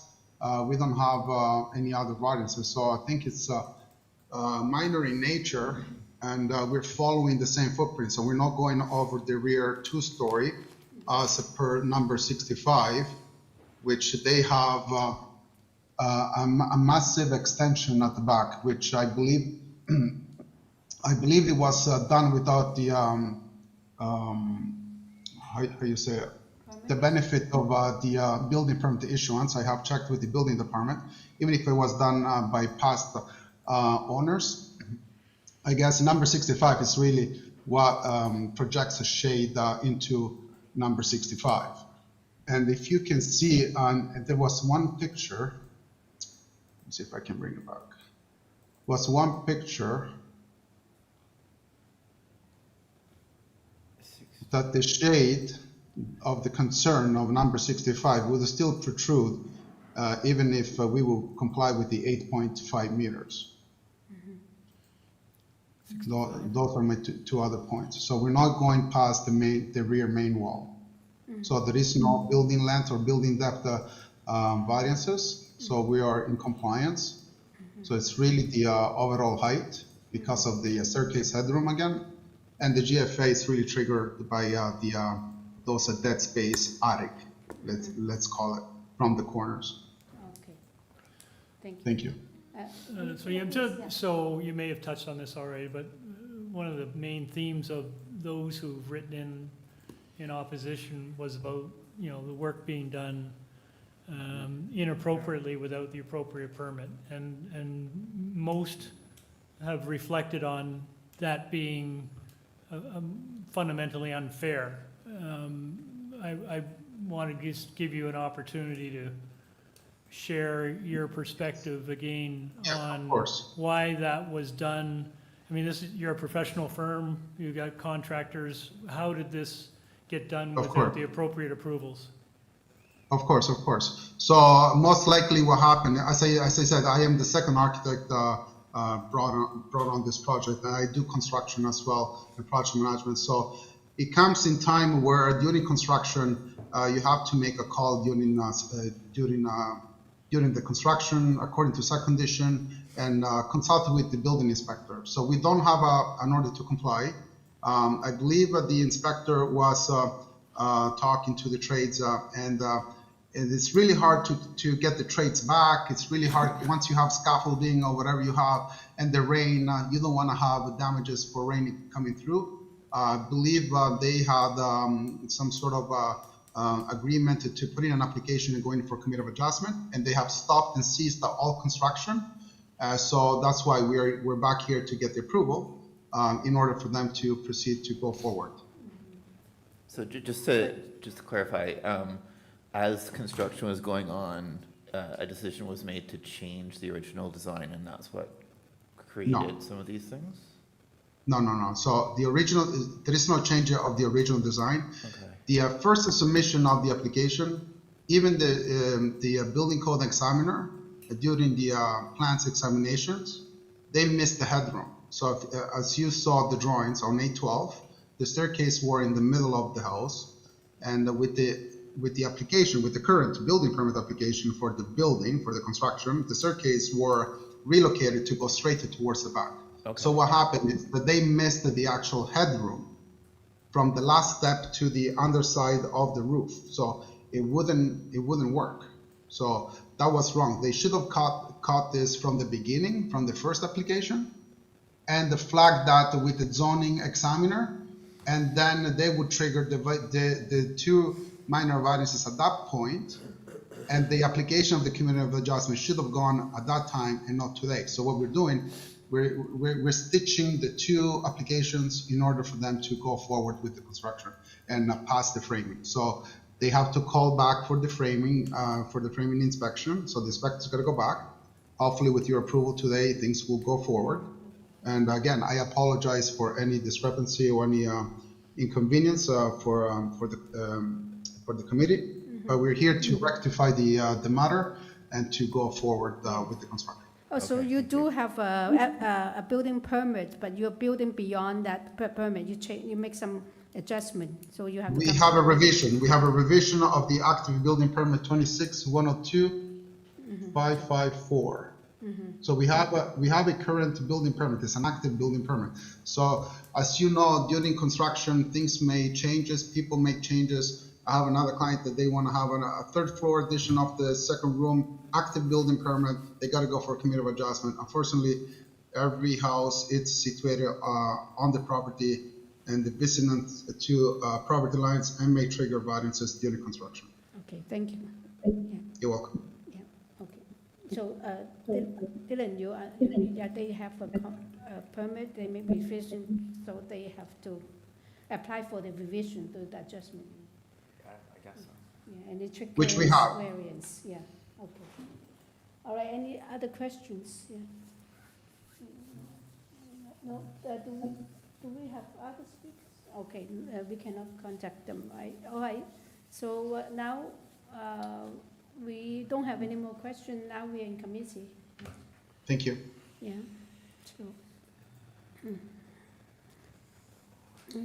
Yeah. I struggle with these ones every time. Retroactive applications and applications for variances and or permits. I never know what to make of the proponents and if they knew what they were doing or if they got caught, so I do struggle with these. Yeah, I do too, right? I mean, no one likes to see stuff done without the benefit of the permit. This one's a little bit different in the sense that it's not like they have gone ahead and done something and, you know, been caught. Yeah, they don't have all Or someone the- has yeah. reported them, or for whatever reason, this is one where they were made aware of the problem by the building inspector, and the building inspector has not issued an order to comply, and has suggested that, you know, tools down while they come back in to get the appropriate variance, which in fact, I guess has been done. So this one's ever so slightly different. I don't think anyone likes this, but this is not as egregious as some of the ones that we do see. Yeah, So, it's an active building permit, except that does not allow this revision without coming through committee to get additional approval. So, you know, in that respect, and, you know, it's not an inconsistent, I get why they're doing it, because you're putting a third story on, you need to shift the stairway around so you've got appropriate headroom to make that usable space in the upper floor. So I think, personally, I'm okay with this one. Okay. I told you like to, I don't know, I think everyone agree, disagree? Sounded like a motion to me. okay, Well, maybe. sure, yeah. Maybe. So anyways, I'll move approval. Yes, Dylan, second. Okay, Gary, one. Second that, with no conditions, right? We don't. Correct. Fair enough. All right, so all in favor, no conditions, all. It's approved unanimously, thank you. And item number 29 is 48 Roblin Avenue. This is to alter the existing one-story detached dwelling by constructing a rear ground floor addition and a complete second-story addition. New front porch with stair, a front second-story bay window, and a modified rear yard floor deck with stair, and also construct a north side addition for a new indigo garage and a widened front yard driveway and a rear pathway connecting the garage to the ground floor deck. And we received a survey site plan, floor plan elevation, 3 photographs, and also email corresponding from transportation engineering, and we have letter of concern from 336 Glenmore Avenue, and opposition from 50 Roblin Avenue. And we are ready for the agent or applicant. Through you, Madam Chair, we have the agent online and one registered speaker. One registered, yeah, okay. Hi, my name is Shahid Dhanawati, 1304 Woodbine Avenue, Toronto, and I'm the agent for this particular proposal. Yeah, you do have an opposition, so we would like you to give us a presentation, 5 minutes? Sure. Yeah. I have given a presentation, it's in one of in the folders over there, so basically I'll walk you through that. So primarily the opposition that we had for the setback number 3, okay. We are withdrawing that setback, so we would like to withdraw that variance, I mean. So the neighbor definitely would be having a problem in reshingling its mansard roof, and we consider that. So as good neighbors, we will not extend our building right up till there. So we are withdrawing that particular variance number 3. And since and the other setbacks, basically the front yard setback is an existing condition that we have. The number 2 is an FSI. The FSI is minor increase, and because the family is growing and we've added rooms. This is just a ground floor house at the moment. We are adding another second floor. Definitely the FSI is going to increase, but we're just increasing it a little bit. So that's there. Then we have the driveway width. The driveway width has been accepted by the transportation, and it is mainly so that when somebody gets out, the family member who needs the wheelchair needs to come out of the car, needs a little more wider width of the driveway. So very little bit that we've added. And then we have the staircase width that goes to the house. That also is slightly more, so that two people can go in together on that particular, through that stairs. So one would be helping the other over there. So the variances are very, very minor and very useful. The proposal is based on the use of it actually. And the variance which was causing a concern to the neighbor, we are withdrawing that particular variance. And the city may have, the committee may have a condition on it, that, or the committee, I leave it open to the committee to reject that, the third variance. So did you mention that you would like to delete variance number 3? That's right. Okay, so yeah, we're going to make that revision then. The delete variance number 3. Okay. And we will see to it that the setback is given, adequate setback is given. So the committee is going to put a condition which the permit, the reviewing officer is definitely going to take a look at it. Okay. So the drawings that we have, or you submitted reflecting that, do they reflect the side yard, just number 3, the side yard setback? That's right? That's right. It's indicating 0.9 meter? Yep, so that is the third variance, yes. Yeah. What are you doing to remove that? Are you just making the garage slightly narrower? That's right. So not that the garage will be narrow, I think we'll be reducing the room size. Oh, so the garage is going to kind of move. That's right. The garage is going to be moved inwards. Right, and so you have to move the front door as well, presumably a little bit? Yes. Right. Exactly. Yes. Okay. That's Thank good. you. Yeah. Okay. Any other questions? No. No. Oh, I'm sorry. Yeah. Just another thing. Does that mean that your driveway is actually going to be even wider? No, we will not increase the width of the driveway. So whatever variance we get from you, the ones which you bestow us, Yeah. we'll carry on with those. Okay, so you'll like cut off a different part of the driveway or something like that? Yes.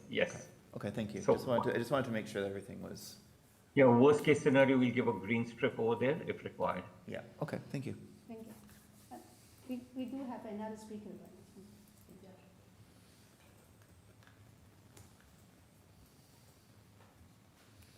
Good afternoon. Can you hear me? Yes. Hi, my name is Sean McIntyre. I'm the owner of 50 Roblin, the house to the north where I live with my family. As Shahid mentioned, the variance I was concerned with has been withdrawn from the application, so I'm less concerned at this point. I don't have a remaining concern, but if it would be beneficial, I can articulate what that concern was, though I believe my letter did so adequately, which if you've read and examined my highly technically hand-drawn diagram, it's pretty clear what I was getting at. Just the unique nature of my roof being difficult to service, repair, or replace.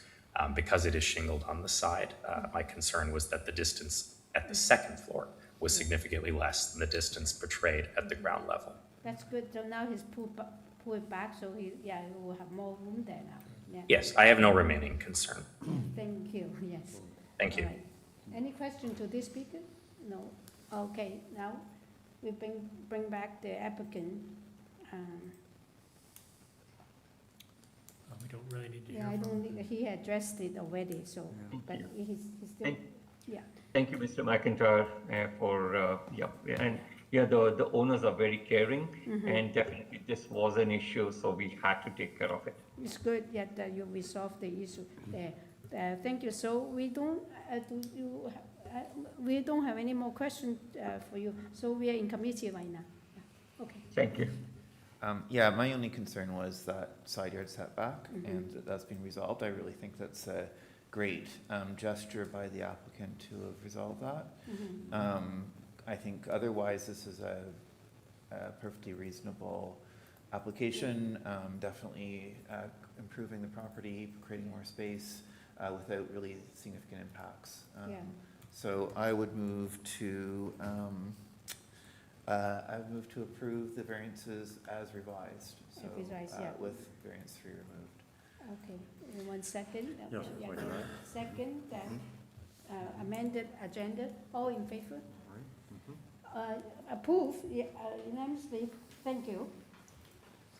And item number 30. Oh, can we have a quick break again? Do we want a quick Yeah, break? sorry. Okay, let's have a quick break for 5 minutes. 5 minutes. Please turn off your videos, Yeah. microphones, mute the room. Okay.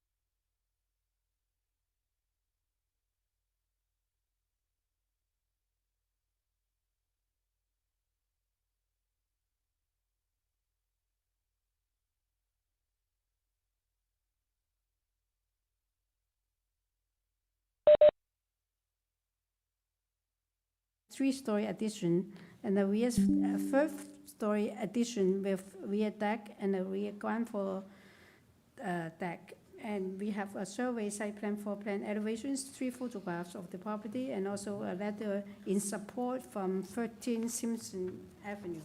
We are ready for the agent or applicant, yeah.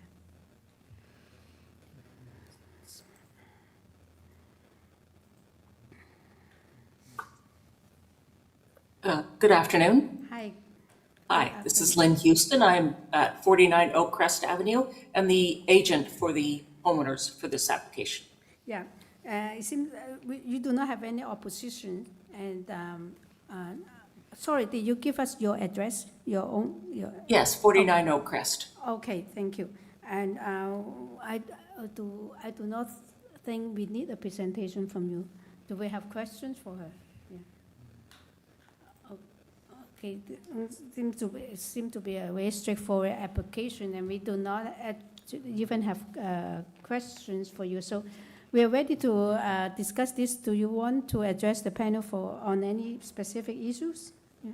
No, I see no reason. Thank you very much. Okay, thank you. Now we're in committee. Yeah. Who would like to pick? And maybe I can make a motion.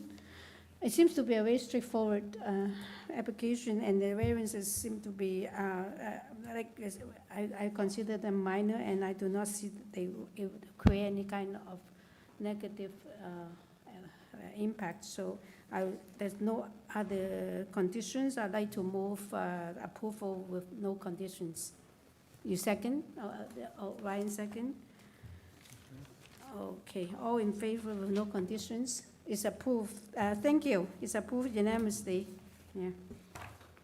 And item number 31 is 99 LINNSMORE CRESCENT. Is to alter existing two-story detached dwelling by constructing a rear two-story addition and a complete third-story addition with a rear rooftop above the second story. We have received a survey, site plan, floor plan, elevation, and 13 photographs of trees. And we have received support of 95, 197 LINNSMORE Avenue. It seems that they're next door neighbor. Okay, we are ready for the agent or applicant. Through you, Madam Chair, we have the agent online and all registered speakers. Hello, good afternoon, committee. My name is Laura McInnes, and I'm the agent representing the owners of 99 LINNSMORE CRESCENT. My address is 808 Palmerston Avenue in Toronto. Okay, thank you. And you do not have any oppositions.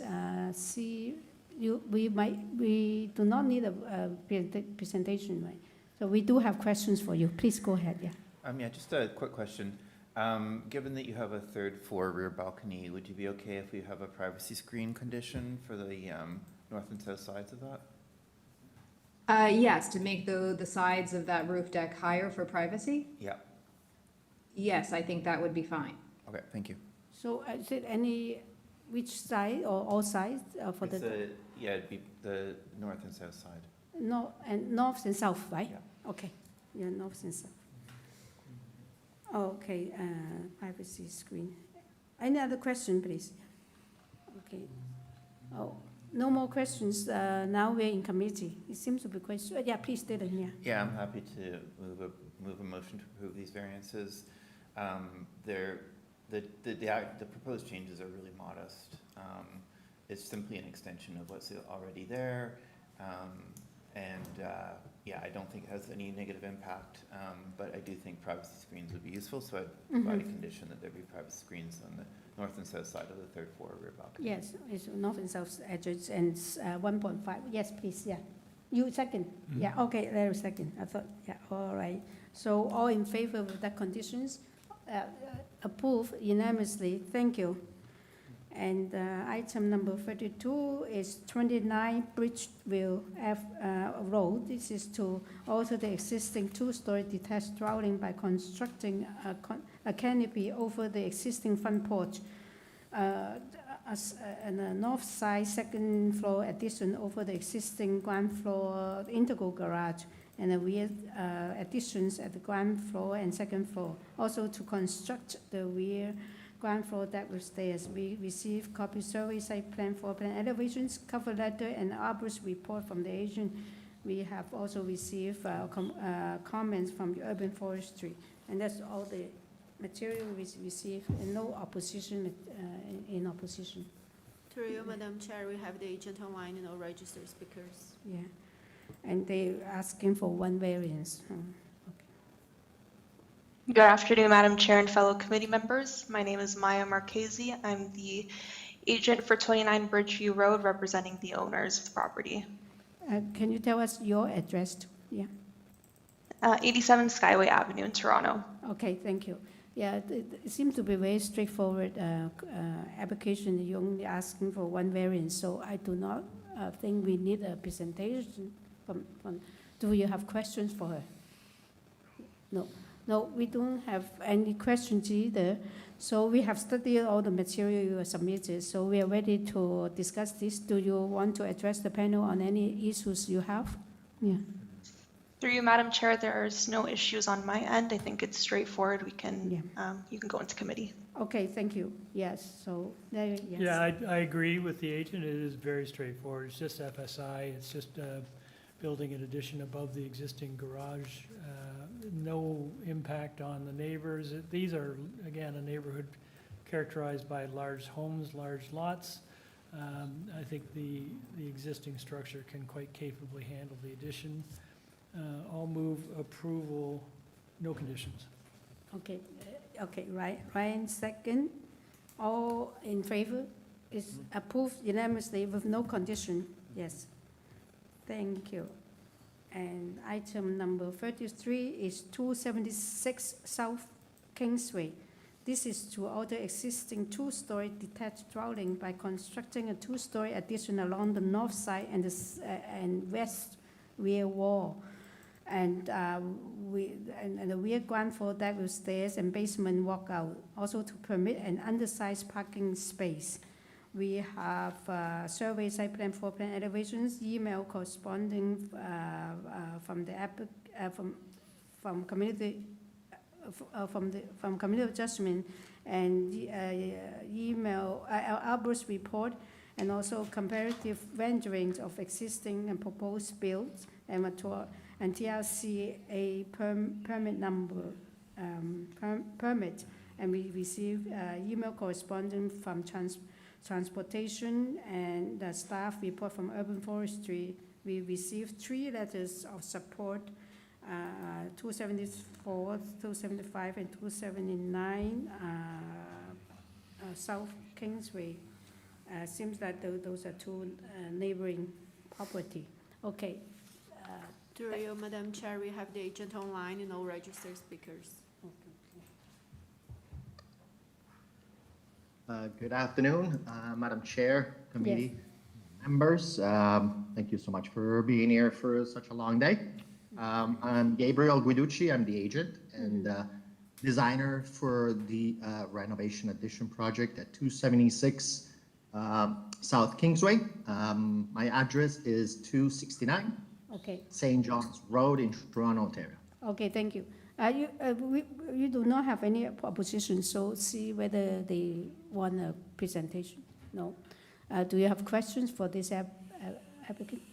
Okay, we do not have any questions either. We can start discuss this. Do you have anything you want to address the panel?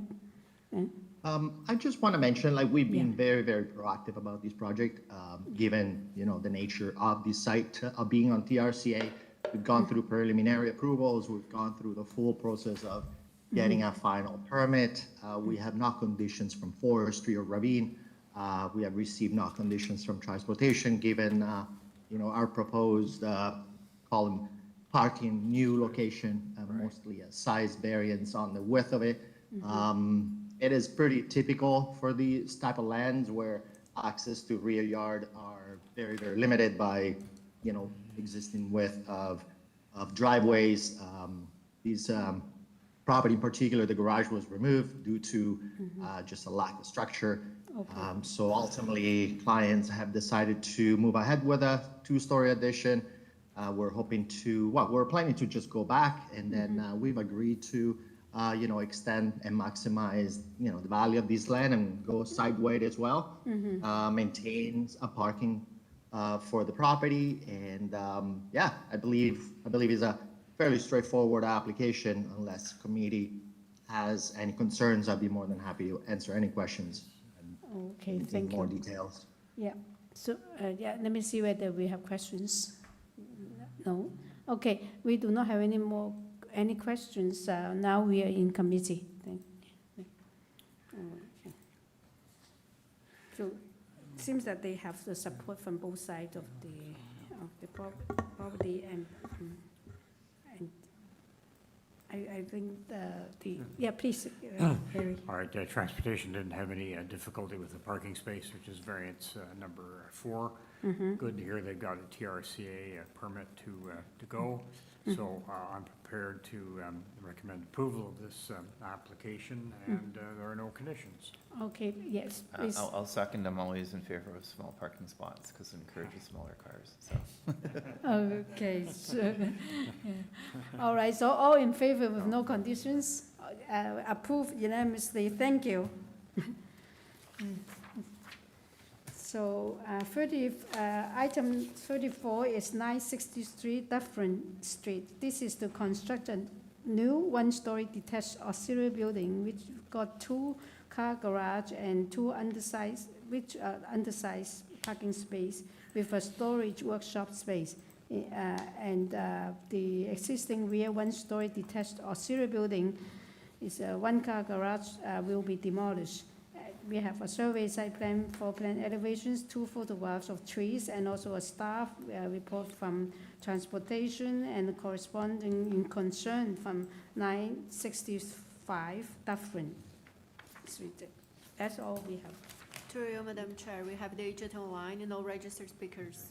No registered, okay. Thank you very much. My name is Shahid Anawati again. The address is 1304 Woodbine Avenue, Toronto. Yes. No one come to speak in opposition for this application, but we do have someone is concerned. Yes. Yes, absolutely. Yeah. So what I've done is given a presentation to the city over there, and we have agreed that there is an existing encroachment of the existing garage on their property. Okay. So I've written a letter to the client, and I've confirmed that we'll be taking care of it, and that's like a commitment from our side. And the new garage that's going to come there is going to be in a proper position over there within our property. And there is some the request from them that we should be doing the whole fence over there. So the owner, that is my client, has said that we would be willing to discuss the sharing of the cost to it. So that's not part of the zoning actually. So I'll just leave it to the client and the neighbor over there to deal with it. Yeah. I will take care that the property is the garage is within the property and not going into the neighbor's area, just the way it is currently going. Thank you. Yeah, that's good that you're working together. Right, that's good. Thank you. No issues. Yeah, I don't make issues coming up with neighbors because it keeps people unhappy all the time. Okay, thank you. We have some questions here, please. So just confirming the site plan that's before us is, Yes. oh, so this is, the proposed site plan moves the garage away from the lot line? Yes, within the property line. So this is the existing building. If you go to the garage plans further down, yeah, the garage is further down. No. Yes, that's the garage. So you look at the property line over there, you're within our property line. Okay. And there is one more thing that comes up from transportation. They want a strip of the property approximately 0.37 meters at the rear of the property. So they're widening the road, it seems, at the back. And they're going to go through that process. So we will agree to whatever the transportation wants. And there's a process of handing over that strip of land to them. We will follow that. Yeah, they have recommend 3 conditions. You're okay with them, right? Correct, but they have got no objection to us having that particular proposal over there. Yes, please. They mentioned it. They mentioned it in that letter. It's embedded on on the second floor, second page actually, and it says over there, based on the submitted site transportation review, has no objection to the proposed reduction width of the 2 parking spaces. So they are okay with it. Yes. Just a quick question. Just wondering why is a garage door facing the garden or the yard, as well as a garage door facing the laneway? Right. So this is basically these people want to use the workshop also over there, right? So that's the reason. So the garage door that faces the yard is basically a door to the workshop? Yeah. So no. So this is on the right side. There is this overhead garage door to the right, and on the other side, yeah. So I think my guy, we've forgotten to put a note over there. It's a rolling shutter over there to the right. Sorry, what? It's a rolling shutter. It's rolling shutter. It's a rolling shuttle over. Sorry, not on the. Yeah. So it's shown in the section. Yeah. The one that's facing the yard. Yes, the one behind over there in the laneway. So that's the garage shutter. Yeah, but then on the other side. Yes, on the other side also they wanted, they would like to have the whole thing opened up during whenever they want to sit over there, basically.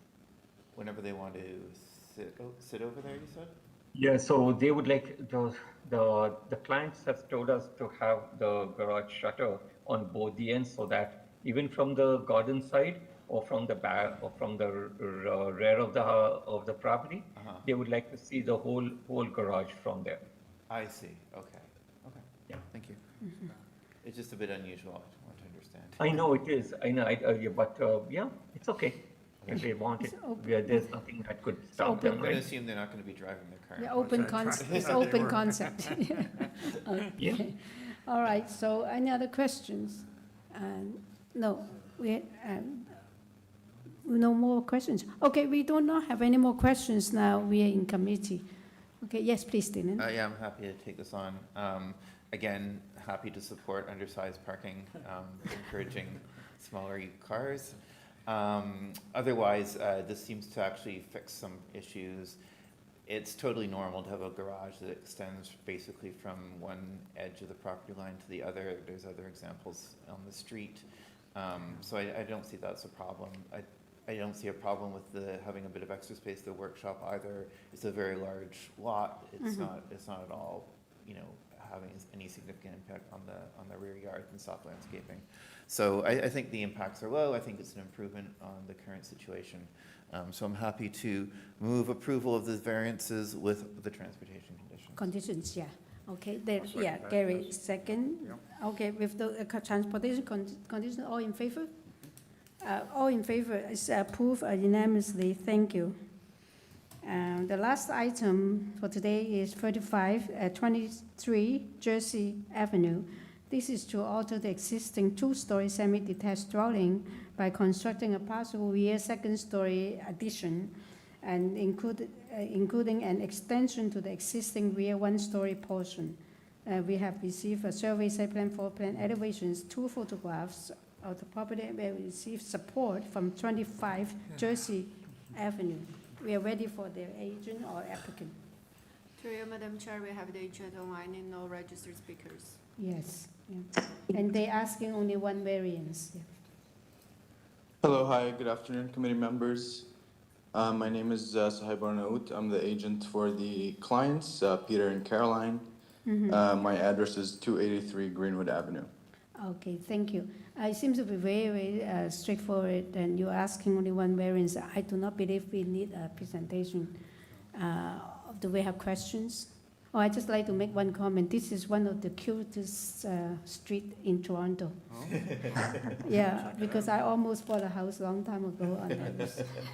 And all right, so we are in committee now.